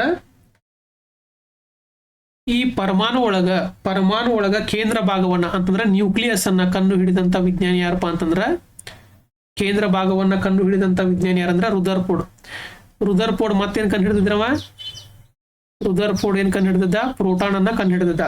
ಮತ್ತ ಪರಮಾಣು ಭಾಗದಲ್ಲಿರುವಂತಹ ನ್ಯೂಕ್ಲಿಯಸ್ ಅನ್ನ ಕಂಡು ಹಿಡಿದವ ಯಾರ, ರುದರ್ಫೋರ್ಡ್. ಇವ್ನೆರಡು ನೆನ್ಪಿಟ್ಕೋರಿ, ನ್ಯೂಕ್ಲಿಯಸ್ ಮತ್ತ ಪ್ರೋಟಾನ್ ಅನ್ನ ಕಂಡು ಹಿಡಿದವ. ಆಮೇಲೆ ಈ ಕೇಂದ್ರದೊಳಗ ಧನ ವಿದ್ಯುತ್ ಆವೇಶ ಪಾಸಿಟಿವ್ ಚಾರ್ಜ್ ಐತೆ ಅಂತ ಹೇಳಿ ತಿಳಿಸಿದವ ಯಾರಪ್ಪ ಅಂತಂದ್ರೆ ಗೋಲ್ಡ್ಸ್ಟೀನ್. ಇದನ್ನು ಎಕ್ಸಾಮ್ದಾಗ ಕೇಳಿದ್ದಾರೆ. ಗೋಲ್ಡ್ಸ್ಟೀನ್ ಎನ್ನುವಂತ ವಿಜ್ಞಾನಿ. ಇವೆಲ್ಲ ನೆನಪಿಟ್ಕೋರೆ. ಎಲೆಕ್ಟ್ರಾನ್ ಬಂತಂದ್ರ ಜೆ ಥಾಮ್ಸನ್, ಪ್ರೋಟಾನ್ ಬಂತಂದ್ರ ರುದರ್ಫೋರ್ಡ್, ಅದ ನ್ಯೂಟ್ರಾನ್ ಬಂತಂದ್ರ ಜೇಮ್ಸ್ ಚಾಡ್ವಿಕ್, ನ್ಯೂಕ್ಲಿಯಸ್ ಬಂತಂದ್ರ ರುದರ್ಫೋರ್ಡ್. ಧನ ವಿದ್ಯುತ್ ಆವೇಶ ಈ ಸೆಂಟ್ರ್ ಒಳಗೆ ಏನು ನ್ಯೂಕ್ಲಿಯಸ್ ಐತಲ್ರಿ ಅದು ಇರುವಂತಹ ಫೋರ್ಸ್ ಇದನ್ನ ವಿದ್ಯುತಾವೇಶ ಕಂಡುಹಿಡಿದವ ಯಾರ ಗೋಲ್ಡ್ಸ್ಟೀನ್ ಅನ್ನುವಂತ ವಿಜ್ಞಾನಿ. ಅರ್ಥ ಆತ್ರಿ. ಆಮೇಲೆ ಈಗ ಅಟಮ್ಗಳ ನಡುವೆ ಇರುವಂತಹ ಫೋರ್ಸ್ ಬಗ್ಗೆ ಗೊತ್ತಾಗ್ತದೆ ನಿಮಗೆ. ಎಲೆಕ್ಟ್ರೋಸ್ಟಾಟಿಕ್ ಫೋರ್ಸ್ ಒಂದು ಇರತಿ. ಈ ಪ್ರೋಟಾನ ಮತ್ತು ನ್ಯೂಟ್ರಾನ್ ಇಲ್ಲಿ ಒಳಗಿರ್ತಾವು. ಈ ಪ್ರೋಟಾನ್ ಮತ್ತು ಎಲೆಕ್ಟ್ರಾನ್ಗಳ ನಡುವೆ ಇರುವಂತದ್ದು ಯಾವ್ದ್ರಿ? Electrostatic force. ಈ ಒಳಗ್ ನ್ಯೂಕ್ಲಿಯಸ್ ಒಳಗಿರುವಂತಹ ಫೋರ್ಸ್ ಯಾವ್ದ್ರಿ? Strong nuclear force. Strong nuclear force. ಆಮೇಲೆ ಫಂಡಮೆಂಟಲ್ ಫೋರ್ಸ್ ಒಳಗೆ ಎರಡು ಹಾಕಾವ್. ಯಾವ್ರಿ? ಒಂದು ವೀಕ್ ನ್ಯೂಕ್ಲಿಯರ್ ಫೋರ್ಸ್ ಒಂದ್ ಆಗುತ್ತೆ. ಇನ್ನೊಂದು ಯಾವ್ದ್ರಿ? ಗುರುತ್ವಾಕರ್ಷಣೆ ಬಲ. ವೀಕ್ ನ್ಯೂಕ್ಲಿಯರ್ ಫೋರ್ಸ್ ಅಂತಂದ್ರೆ ಏನ? ಸೂರ್ಯನಲ್ಲಿ ಆಮೇಲೆ ಇದು ಒಂದು ಮಾಲಿಕ್ಯೂಲ್ ಇನ್ನೊಂದು ಮಾಲಿಕ್ಯೂಲ್ ಕನ್ವರ್ಟ್ ಆಗೋದು. ನೆಕ್ಸ್ಟ್ ಏನಪ್ಪಾ ಅಂತಂದ್ರ ಅಣು ಅಂತೆ ಬರುತ್ತೆ. ಅಣು ಅಂತಂದ್ರೆ ಮಾಲಿಕ್ಯೂಲ್. ಆಗಲೇ ಹೇಳಿದ್ನ ನಿಮ್ಗೆ. ಮಾಲಿಕ್ಯೂಲ್ ಅಂತಂದ್ರೆ ಏನ್ರಿ? ಪರಮಾಣುಗಳ ಗುಂಪನ್ನು, ಅಟಮ್ಗಳ. ಈ ಉದಾಹರಣೆ ಹೈಡ್ರೋಜನ್ ಪ್ಲಸ್ ಹೈಡ್ರೋಜನ್ ಸೇರಿತು ಅಂತಂದ್ರೆ ಎಷ್ಟು ಆಗುತ್ತೆ? ಈ ಹೈಡ್ರೋಜನ್ ಅನ್ನೋದು ಒಂದು ಅಟಮ್, ಇದು ಒಂದು ಅಟಮ್. ಎರಡು ಸೇರಿ ಏನಕ್ಕಪ್ಪ ಅಂತಂದ್ರೆ ಹೈಡ್ರೋಜನ್ ಮಾಲಿಕ್ಯೂಲ್ ಆಗುತ್ತೆ. ಇದು ಅಟಮ್, ಆಮೇಲೆ ಇದು ಮಾಲಿಕ್ಯೂಲ್. ಅಟಮ್ಗಳು ಒಂದು ಅಟಮ್ದಿಂದ ಇನ್ನೊಂದು ಅಟಮ್ ಕನ್ವರ್ಟ್ ಆಗಲ್ಲ. ಆದ್ರೆ ಮಾಲಿಕ್ಯೂಲ್ಗಳು ಒಂದು ಮಾಲಿಕ್ಯೂಲ್ ಇಂದ ಇನ್ನೊಂದು ಮಾಲಿಕ್ಯೂಲ್ ಕನ್ವರ್ಟ್ ಆಗ್ಬೋದು. ಅದೆಲ್ಲ ಯಾಕತ್ರಿ? ವೀಕ್ ನ್ಯೂಕ್ಲಿಯರ್ ಫೋರ್ಸ್ ಒಳಗೆ ಆಕತಿ. ಆಮೇಲೆ ಏನ್ ಬರುತ್ತಪ್ಪ ಅಂತಂದ್ರೆ ಅಟಾಮಿಕ್ ನಂಬರ್. ಇದು very important concept. Atomic number. Atomic number ಏನ್ ಹಿಂಗಂದ್ರೆ ಅಟಾಮಿಕ್ ನಂಬರ್ ಅಂತಂದ್ರೆ ಏನ್ರಿ? ಪರಮಾಣು ಸಂಖ್ಯೆ. ಪರಮಾಣು ಸಂಖ್ಯೆ ಏನ್ ಹಿಂಗಂದ್ರ ಒಂದು ಪರಮಾಣುವಿನಲ್ಲಿರುವಂತಹ ಪ್ರೋಟಾನ್ಗಳ ಸಂಖ್ಯೆ. ಎಷ್ಟು ಪ್ರೋಟಾನ್ಗಳದಪ್ಪ? ಪ್ರೋಟಾನ್ಗಳ ಸಂಖ್ಯೆ. ಪ್ರೋಟಾನ್ಗಳ ಸಂಖ್ಯೆಗೆ ಏನಂತ ಕರೀತಾರೆ? ಅಟಾಮಿಕ್ ನಂಬರ್ ಅಂತ ಕರೀತಾರೆ.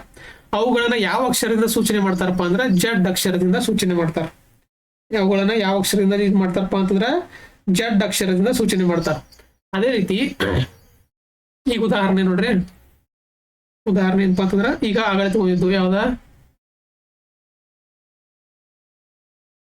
ಹೈಡ್ರೋಜನ್ ಅಟಮ್ ಅಥವಾ ಕಾರ್ಬನ್ ತಗೊಂಡು, ಕಾರ್ಬನ್ 6 ಅಂತ ತಗೊಂಡು, ಮ್ಯಾಗ ಟಾಲರೆನ್ಸ್ ಅಂತ ತಗೊಂಡು ಇದು ಪೂರ್ತಿ ಹೇಳಿ ಎಕ್ಸ್ಪ್ಲೇನ್ ಮಾಡೋಂತವ್ರಿ. ನೋಡ್ರಿ ಈಗ ಅಟಾಮಿಕ್ ನಂಬರ್ ಗೊತ್ತಾತ? ಅಟಾಮಿಕ್ ನಂಬರ್ ಅಥವಾ ಪರಮಾಣು ಸಂಖ್ಯೆ ಅಂದ್ರೆ ಏನ್ರಿ? ಪರಮಾಣು ಸಂಖ್ಯೆ ಅಂದ್ರೆ ಏನ? Number of protons. ಪ್ರೋಟಾನ್ಗಳ ಸಂಖ್ಯೆ. ಪ್ರೋಟಾನ್ಗಳ ಸಂಖ್ಯೆ. ಇವುಗಳನ್ನ ಯಾವ ಅಕ್ಷರದಿಂದ ಸೂಚನೆ ಮಾಡ್ತಾರೋ? ಜಡ್ ಅಕ್ಷರದಿಂದ ಸೂಚನೆ ಮಾಡ್ತಾರೆ. ಆಮೇಲೆ ಅಟಾಮಿಕ್ ಮಾಸ್ ನಂಬರ್ ಅಂತ ಬರ್ತೈತಿ. Atomic mass number.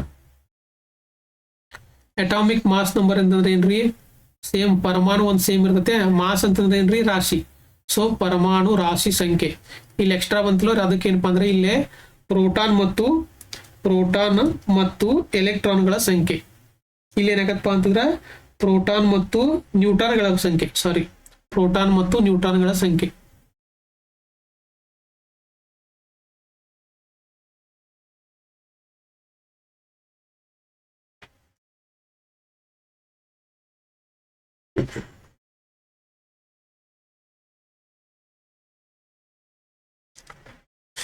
ಪ್ರೋಟಾನ್ ಮತ್ತು ನ್ಯೂಟ್ರಾನ್ಗಳ ಸಂಖ್ಯೆ ಅದಕ್ಕೆ ಏನಂತ ಕರೀತಾರೋ? ಪರಮಾಣು ರಾಶಿ ಸಂಖ್ಯೆ ಅಂತ ಕರೀತಾರೆ.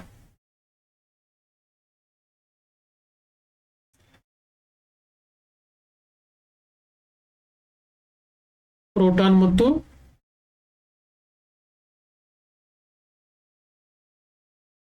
ನ್ಯೂಟ್ರಾನ್ಗಳ ಸಂಖ್ಯೆ. ಈಗೇನ್ ನ್ಯೂಕ್ಲಿಯಸ್ ಒಳಗೆ ಇರ್ತಲ್ರಿ, ಆ ನ್ಯೂಕ್ಲಿಯಸ್ ಒಳಗೆ ಏನಿರ್ತಾವ? ಪ್ರೋಟಾನ್ ಮತ್ತು ನ್ಯೂಟ್ರಾನ್ ಇರ್ತಾವ.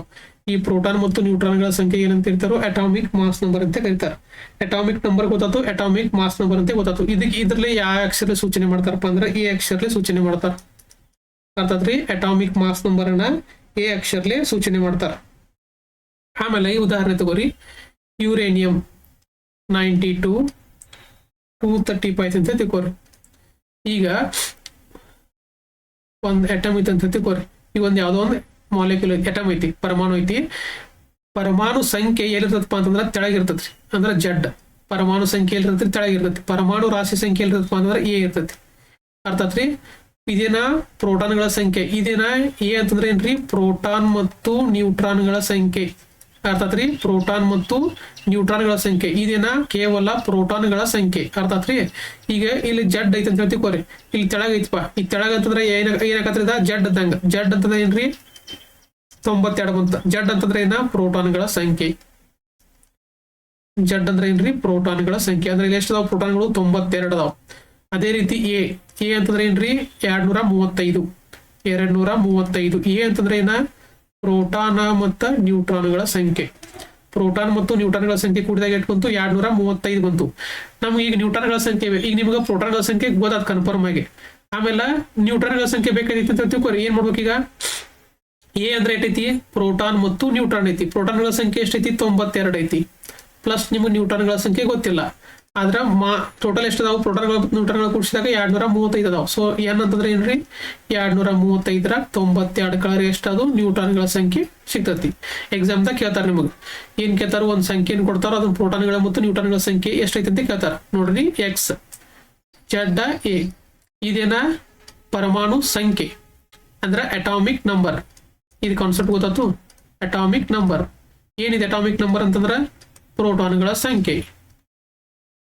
ಪ್ರೋಟಾನ್ಗಳ ಸಂಖ್ಯೆ ಇದೇನ್ ಗೊತ್ತಾತ್ರಿ? Atomic mass number. ಇದೇನ ಮಾಸ್ ನಂಬರ್. ಮಾಸ್ ನಂಬರ್ ಅಂತ ಏನಿರ್ತತಿ? ಪ್ರೋಟಾನ್ ಮತ್ತು ನ್ಯೂಟ್ರಾನ್ಗಳ ಸಂಖ್ಯೆ ಇರ್ತತಿ. ನಿಮ್ಗೆ ಇಲ್ಲಿ ಪ್ರೋಟಾನ್ಗಳ ಸಂಖ್ಯೆ ತೆಳಗೆ ಕೊಟ್ಟಿರ್ತಾರೋ. ಪ್ರೋಟಾನ್ ಮತ್ತು ನ್ಯೂಟ್ರಾನ್ ಅಂತಂದ್ರೆ ಏನಾಗತ್ತ? A is equal to proton plus neutron ಆತ. ಅದೇ ರೀತಿ ಎ ಅಂತಂದ್ರೆ ಏನಾಗುತ್ತೆ? ಸಾರಿ, ಪ್ರೋಟಾನ್ಗಳ ಸಂಖ್ಯೆ ಅಂತ ಏನಾಗುತ್ತೆ? ಜಡ್ ಆಗುತ್ತೆ. ಸೊ ಜಡ್ ಪ್ಲಸ್ ಏನ್ ಬರಬಹುದು. ನಿಮಗೆ ಏನು ಕೊಟ್ಟು ಜಡ್ ಕೊಟ್ಟಿರ್ತದೆ, ಏನು ಕೊಟ್ಟಿರ್ತಾರೆ. ಆಮೇಲೆ ಏನ್ ನ್ಯೂಟ್ರಾನ್ಗಳ ಸಂಖ್ಯೆ ಈಸಿಯಾಗಿ ಕಂಡು ಹಿಡಿಬಹುದು ನೀವು. ಆಮೇಲೆ ಇನ್ನೊಂದು ನೋಡ್ರಿ, ನ್ಯೂಟ್ರಾನ್ಗಳೇ ಕಂಡು ಬರದಂತ ಏಕೈಕ ಧಾತು ಯಾವ್ದಂತ ಕೇಳ್ತಾರೆ ಎಕ್ಸಾಮ್ದಾಗ. ನ್ಯೂಟ್ರಾನ್ಗಳೇ ಕಂಡು ಬರದ ಏಕೈಕ ಧಾತು ಯಾವ್ದಪ್ಪ ಅಂತಂದ್ರ ಹೈಡ್ರೋಜನ್. ಇದೊಂದು ನೆನಪಿಟ್ಟುಕೊಳ್ಳಿ. ಅದ್ರೊಳಗೆ ನ್ಯೂಟ್ರಾನ್ಗಳು ಇರಂಗಿಲ್ಲ.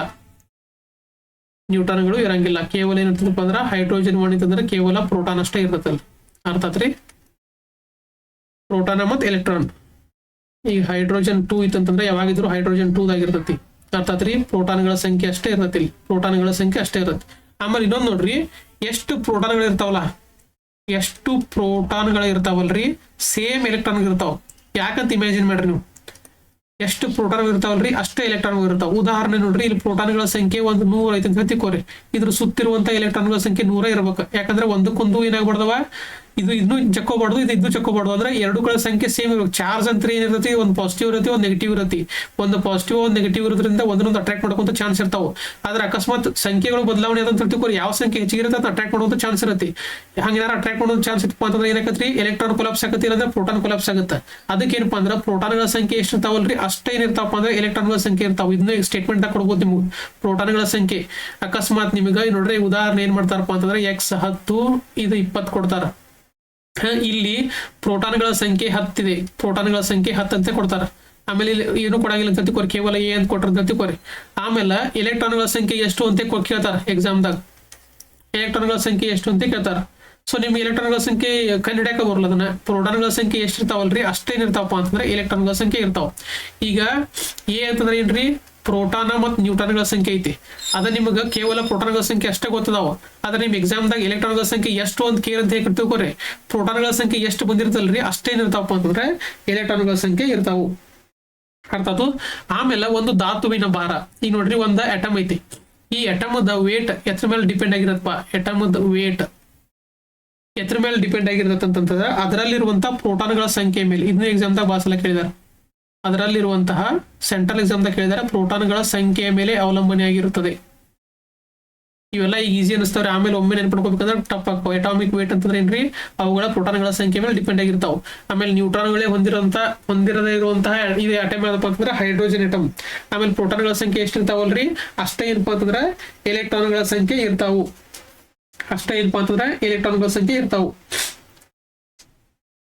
ಆಮೇಲೆ ಏನಪ್ಪಾ ಅಂತಂದ್ರೆ ನೋಡ್ರಿ, ಇವುಗಳ ಮೇಲೆ 4 ಇವು ಬರ್ತಾವ. ಏನಪ್ಪಾ ಅಂತಂದ್ರ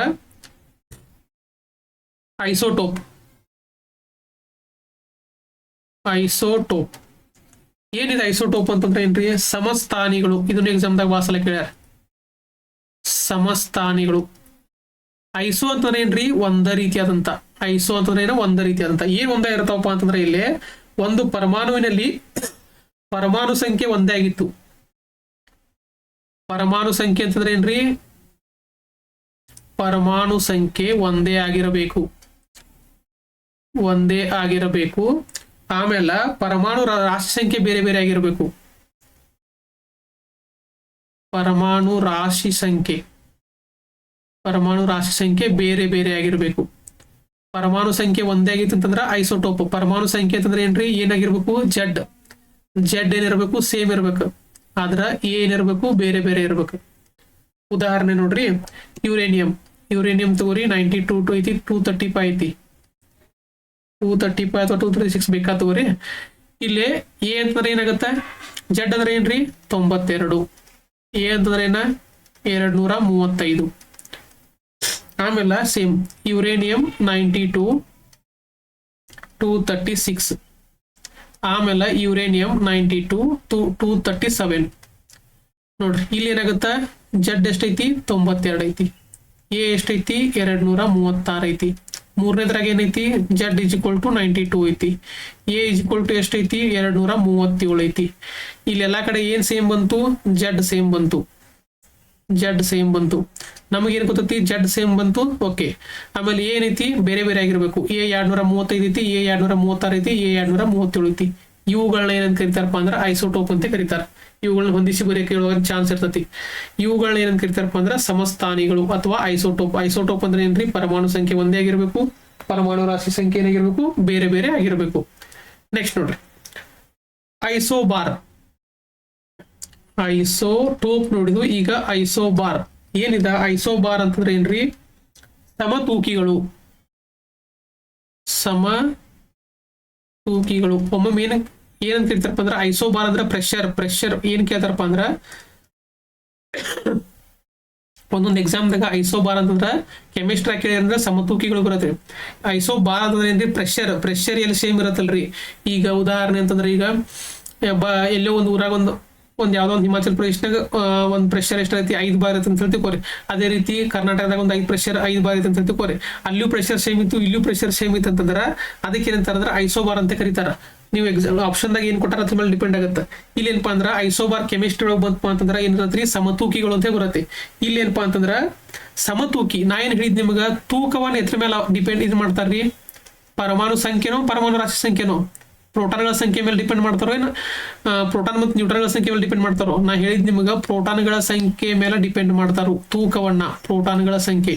ಸೊ ಪ್ರೋಟಾನ್ಗಳ ಸಂಖ್ಯೆ ಅಂತಂದ್ರೆ ಏನಂತ ಹೇಳಿದ್ದೆ ನಿಮ್ಗ, ಅಟಾಮಿಕ್ ನಂಬರ್, ಪರಮಾಣು ಸಂಖ್ಯೆ, ಅಟಾಮಿಕ್ ನಂಬರ್. ಅಂದ್ರೆ ಸಮತೂಕ ಅಂತ ಏನಾಗಿರ್ಬೇಕು, ಅಟಾಮಿಕ್ ನಂಬರ್. ಪ್ರೋಟಾನ್ಗಳ ಸಂಖ್ಯೆ ಏನಾಗಿರ್ಬೇಕು, ಸೇಮ್ ಆಗಿರ್ಬೇಕು. ಪ್ರೋಟಾನ್ಗಳ ಸಂಖ್ಯೆ ಅಂತ ಏನ್ರಿ, ಜೆಡ್ ಏನಾಗಿರ್ಬೇಕು, ಸೇಮ್ ಆಗಿರ್ಬೇಕು. ಅರ್ಥ ಆತ್ರಿ? ನೋಡ್ರಿ, ಸಮತೂಕ, ತೂಕ ಎದ್ರ ಮೇಲೆ ಡಿಪೆಂಡ್ ಆಗೈತಿ, ಆಗಲೇ ಹೇಳಿದ್ನಿ ಪ್ರೋಟಾನ್ಗಳ ಸಂಖ್ಯೆ ಮೇಲೆ ಡಿಪೆಂಡ್ ಆಗೈತಿ. ಅಂದ್ರ ಸಮತೂಕ ಅಂದ್ರೆ ಏನಾಗಿರ್ಬೇಕು, ಪ್ರೋಟಾನ್ಗಳ ಸಂಖ್ಯೆ ಸೇಮ್ ಆಗಿರ್ಬೇಕು. ಸೊ ಪ್ರೋಟಾನ್ಗಳ ಸಂಖ್ಯೆ ಅಂತಂದ್ರೆ ಏನ್ರಿ, ಅಟಾಮಿಕ್ ನಂಬರ್ ಅಂತಂದ್ರೆ ಏನ, ಜೆಡ್ ಏನಾಗಿರ್ಬೇಕು, ಸೇಮ್ ಆಗಿರ್ಬೇಕು. ಉದಾಹರಣೆ ನೋಡ್ರಿ, ಆರ್ಗನ್ ಅಂದ್ರೆ ಏನ್ರಿ, 18 40, ಕ್ರಿಪ್ಟಾನ್ 19 40, ಕ್ಯಾಲ್ಸಿಯಂ 20 40. ಇಲ್ಲಿ ಏನಾಕೈತಪ್ಪ ಅಂತಂದ್ರ ಅಟಾಮಿಕ್ ನಂಬರ್. ಸಮತೂಕಗಳು ಅಂತಂದ್ರೆ ನೋಡ್ರಿ, ಮಿಸ್ಟೇಕ್ ಆಗ್ತೈತ್ರಿ. ಸಮತೂಕಗಳು ಅಂತಂದ್ರೆ ಏನ್ರಿ,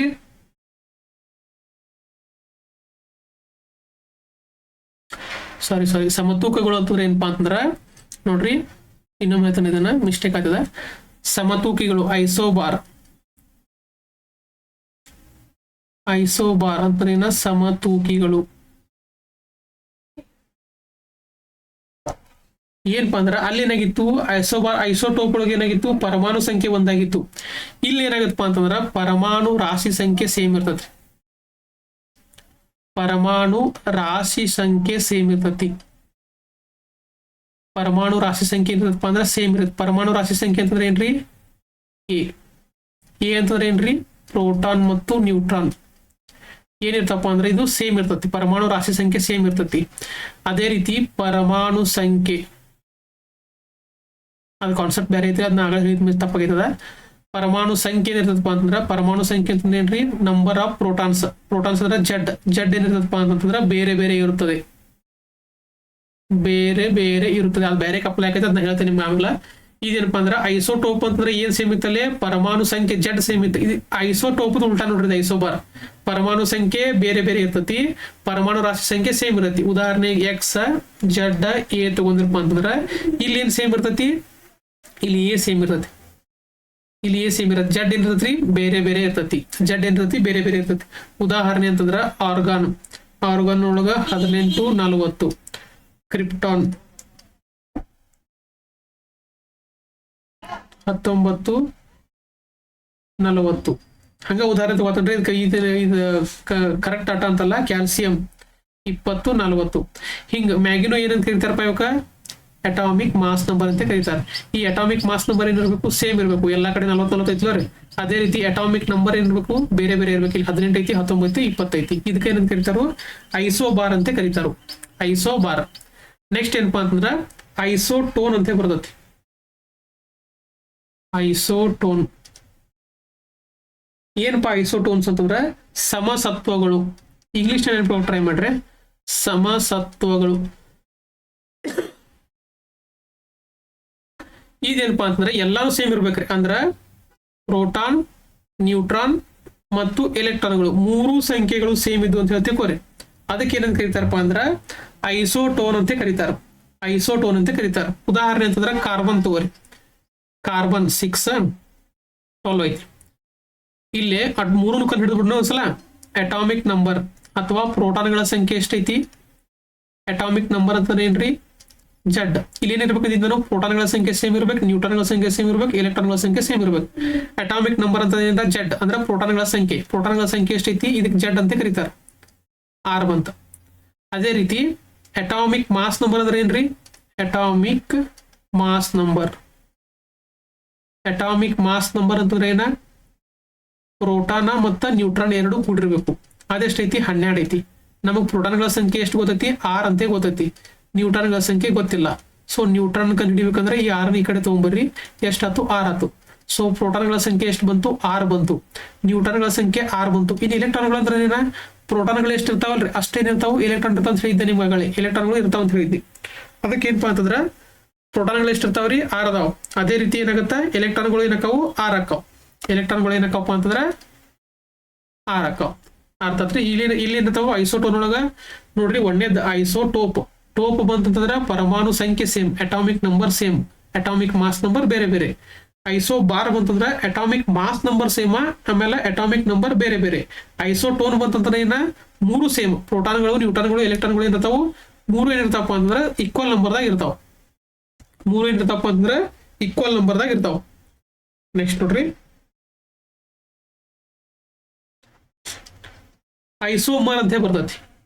ಇನ್ನೊಂದೇನಪ್ಪ ಅಂತಂದ್ರ ಐಸೋಮರ್.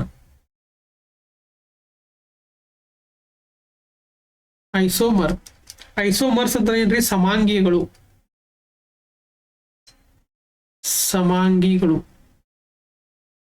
ಏನಪ್ಪಾ ಅಂತಂದ್ರ ಒಂದು ಪರಮಾಣುವಿನ ವಸ್ತುವಿನ ಅಣುಸೂತ್ರ ಒಂದೇ ಆಗಿರುತ್ತದೆ. ಅಣುಸೂತ್ರ ಅಂದ್ರೆ ಏನ್ರಿ? ಫಾರ್ಮುಲಾ ಇರ್ತದ ಗೊತ್ತ್ರಿ, ಅದು ಸೇಮ್ ಇರ್ತೈತಿ. ಆಮೇಲೆ ಆದ್ರೆ ಭೌತಿಕ ಗುಣಧರ್ಮ ಬೇರೆ ಬೇರೆ ಆಗಿರ್ತವೆ. ಅಂದ್ರ ಅದ್ರ ಫಿಸಿಕಲ್ ಕ್ಯಾರೆಕ್ಟರ್ ಏನಂತಾವ್ರಿ? ಭೌತಿಕ ಗುಣಧರ್ಮ ಅಂದ್ರೆ ಫಿಸಿಕಲ್ ಕ್ಯಾರೆಕ್ಟರ್ಸ್ ಬೇರೆ ಬೇರೆ ಇರ್ತಾವ. ಉದಾಹರಣೆ ನೋಡ್ರಿ, ಈಗ ಗ್ಲೂಕೋಸ್ ತಗೋರಿ. ಗ್ಲೂಕೋಸ್ ಇದೊಂದು ಏಕ ಶರ್ಕರ. ಎಲ್ಲಾ ಏಕ ಶರ್ಕರಗಳ ಫಾರ್ಮುಲಾ ಸೇಮ್ ಇರ್ತೈತಿ. ಉದಾಹರಣೆ C6H12O6. ಇದು ಏನಪ್ಪಾ ಅಂತಂದ್ರೆ C6H12O6 ಇದು ಗ್ಲೂಕೋಸ್ ನ ಅಣುಸೂತ್ರ. ಅದೇ ರೀತಿ ಫ್ರಕ್ಟೋಸ್ ಇದು ಒಂದು ಏಕ ಶರ್ಕರ. ಇದ್ರದ್ದು ಏನಪ್ಪಾ ಅಂದ್ರೆ ಸೂತ್ರ C6H12O6. ಇದ್ರದ್ದು ಅಣುಸೂತ್ರ ಸೇಮ್ ಐತಿ. ಆದ್ರ ಇವುಗಳ ಕ್ಯಾರೆಕ್ಟರ್ ಬೇರೆ ಬೇರೆ ಐತ್ಲೋರಿ. ಅದಕ್ಕೆ ಏನಂತ ಕರಿತಾರ್ರಿ? ಐಸೋಮರ್ ಅಂತ ಕರೀತಾರ. ಅರ್ಥಾತ್ರಿ ಐಸೋಟೋಪ್ ಅಂದ್ರೆ ಏನ? ಐಸೋಬಾರ್ ಅಂದ್ರೆ ಏನ? ಐಸೋಟೋನ್ ಅಂದ್ರೆ ಏನ? ಆಮೇಲೆ ಐಸೋಮರ್ ಅಂದ್ರೆ ಏನ? ಇವುಗಳ ಬಗ್ಗೆ ಗೊತ್ತಾಯ್ತು. ಆಮೇಲೆ ಏನಪ್ಪಾ ಅಂತಂದ್ರ ಇನ್ನೊಂದು ಕಾನ್ಸೆಪ್ಟ್ ಬರತ್ರಿ, ಭೌತಿಕ ಬದಲಾವಣೆ ಮತ್ತು ರಾಸಾಯನಿಕ ಬದಲಾವಣೆ. ಇದು ವೆರಿ ಇಂಪಾರ್ಟೆಂಟ್ ಎಕ್ಸಾಮ್ದಾಗ. ಅಂದ್ರ ಭೌತಿಕ ಬದಲಾವಣೆ ಅಂತಂದ್ರೆ ಏನ್ರಿ? ಭೌತಿಕ ಬದಲಾವಣೆ, ರಾಸಾಯನಿಕ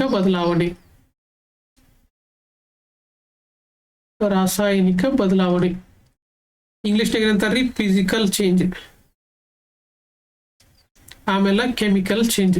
ಏನ್ ಹಿಂಗಂದ್ರ ಎಕ್ಸಾಮ್ದಾಗ ಭಾಳ ಸಲ ಇದ್ರ ಮೇಲೆ ಕ್ವಶನ್ ಕೇಳಿದಾರೆ. ಫಿಸಿಕಲ್ ಚೇಂಜ್ ಅಂದ್ರೆ ಏನ್ರಿ? ಒಂದ್ ವಸ್ತು ಇನ್ನೊಂದು ಸ್ಥಿತಿಗೆ ಬದಲಾವಣೆ ಅಂತ ತಿಳ್ಕೊರಿ. ಅದು ಬೇರೆ ಬೇಕಾ ಸ್ಥಿತಿ ಆಗಿರ್ಬೋದು, ಆ ಸ್ಥಿತಿಗೆ ಬದಲಾವಣೆ ಆತಂತಂದ್ರ ಅದನ್ನ ನೀವು ಹೊಳ್ಳಿ ಮರಳಿ ಅದ ಸ್ಥಿತಿಗೆ ತರುವಂಗಿತ್ತಂದ್ರ ಅದಕ್ಕೆ ಏನಂತ ಕರಿತಾರಪ್ಪ ಅಂತಂದ್ರ ಭೌತಿಕ ಬದಲಾವಣೆ ಅಂತ ಕರೀತಾರ. ಈ ರಾಸಾಯನಿಕ ಬದಲಾವಣೆದಾಗ ಏನಕ್ಕಪ್ಪ ಅಂದ್ರ ಒಂದು ವಸ್ತುವನ್ನ ನೀವು ಇನ್ನೊಂದು ಸ್ಥಿತಿಗೆ ಬದಲಾವಣೆ ಮಾಡಿರಿ, ಅದನ್ನ ನೀವು ಹೊಳೆ ತರಕ್ ಆಗಂಗಿಲ್ಲ ಮೊದಲಿನ ಸ್ಥಿತಿಗೆ, ಅದಕ್ಕೆ ಏನಂತಾರಪ್ಪ ಅಂದ್ರೆ ರಾಸಾಯನಿಕ ಬದಲಾವಣೆ ಅಂತಾರ. ಉದಾಹರಣೆ ನೋಡ್ರಿ, ಭೌತಿಕ ಬದಲಾವಣೆ ಒಳಗ ಈಗ ಮಂಜುಗಡ್ಡೆ ಐತ್ರಿ, ಐಸ್ ಐತಿ, ಅದನ್ನ ನೀವು ನೀರಾಗಿ ಕನ್ವರ್ಟ್ ಮಾಡ್ತೀರಿ. ಈಗ ಭೌತಿಕ ಬದಲಾವಣೆ ಆತ್ಲೋರ್ ಇದ, ಯಾಕಂದ್ರೆ ಇದನ್ನ ನೀವು ಒಂದು ಚೇಂಜ್ ಮಾಡ್ರಿ. ಮತ್ತೆ ಇದು ರಾಸಾಯನಿಕ ಬದಲಾವಣೆ ಯಾಕೆ ಆಗ್ಲಿಲ್ಲಪ್ಪ ಅಂತಂದ್ರ ಈ ನೀರನ್ನು ಹೋಗಿ ನೀವು ಮತ್ತೆ ಫ್ರಿಜ್ನಾಗ ಇಟ್ಟಂದ್ರೆ ಮಂಜುಗಡ್ಡೆ ಆತ್ಲೋರಿ, ಅದಕ್ಕೆ ಏನಂತಾರ್ರಿ ಹೊಳ್ಳಿ ನೀವು ಅದ ಸ್ಥಿತಿಗೆ ತೊಗೊಂಬರುವಂತಂಗ ಇತ್ತಂದ್ರೆ ಅದಕ್ಕೆ ಏನಂತಾರ ಭೌತಿಕ ಬದಲಾವಣೆ ಅಂತಾರ.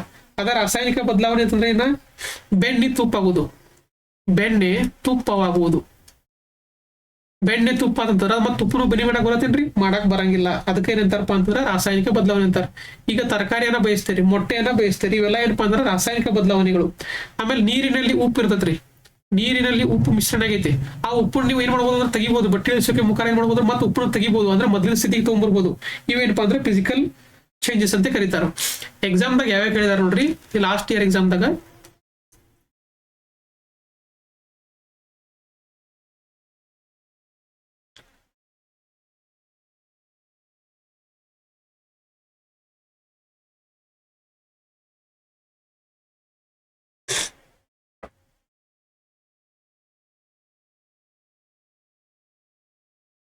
ಇಲ್ಲಿ ನೋಡ್ರಿ, ಮಂಜುಗಡ್ಡೆನ ನೀರನ್ನ ನೀವು ಏನ್ ಮಾಡ್ಬೋದು ಅಂತಂದ್ರ ಮಂಜುಗಡ್ಡೆ ಕನ್ವರ್ಟ್ ಮಾಡ್ಬೋದು, ಅದೇ ಮಂಜುಗಡ್ಡೆ ಮತ್ತೆ ನೀವು ಹೊಳೆ ಮಾಡ್ಬೋದು ಅಂದ್ರೆ ನೀರನ್ನ ಕನ್ವರ್ಟ್ ಮಾಡ್ಬೋದು. ಸಕ್ಕರೆಯನ್ನ ಕರಗಿಸ್ಬೋದು, ಅದೇ ರೀತಿ ಕರಗಿಸಿದ ಸಕ್ಕರೆಯನ್ನ ತೆಗೆದು ಮತ್ತೆ ಹೊಳೆ ನೀರು ಇದು ಮಾಡ್ಬೋದು. ಇವೆಲ್ಲ ಏನಪ್ಪಾ ಅಂತಂದ್ರೆ ಫಿಸಿಕಲ್ ಬದಲಾವಣೆ.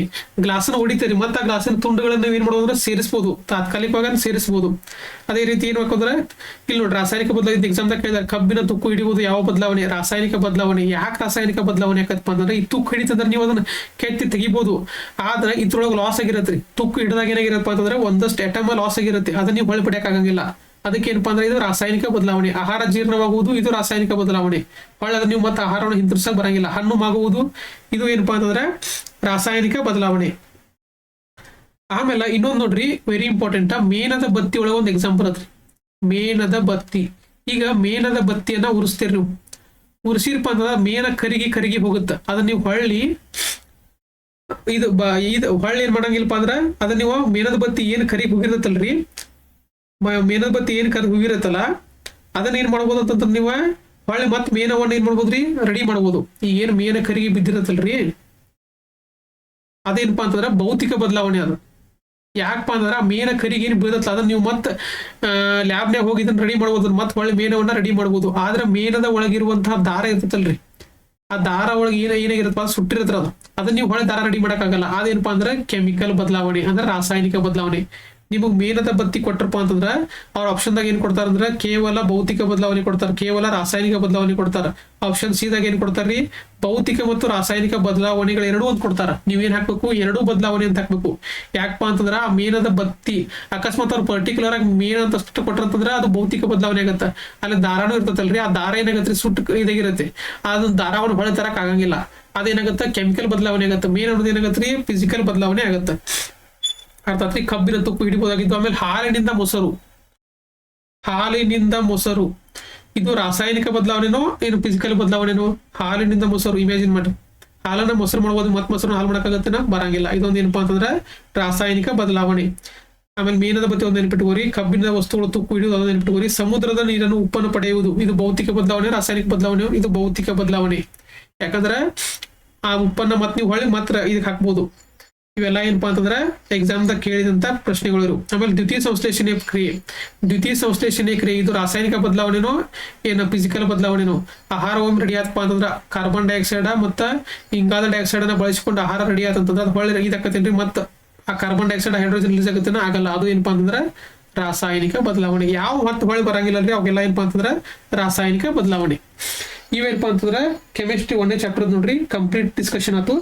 ನೆಕ್ಸ್ಟ್ ಏನ್ ಮಾಡೋಣಪ್ಪ ಅಂತಂದ್ರೆ ಮುಂದಿನ ಕ್ಲಾಸ್ನಾಗ ನೆಕ್ಸ್ಟ್ ಚಾಪ್ಟರ್ನ ಡಿಸ್ಕಸ್ ಮಾಡೋಣ.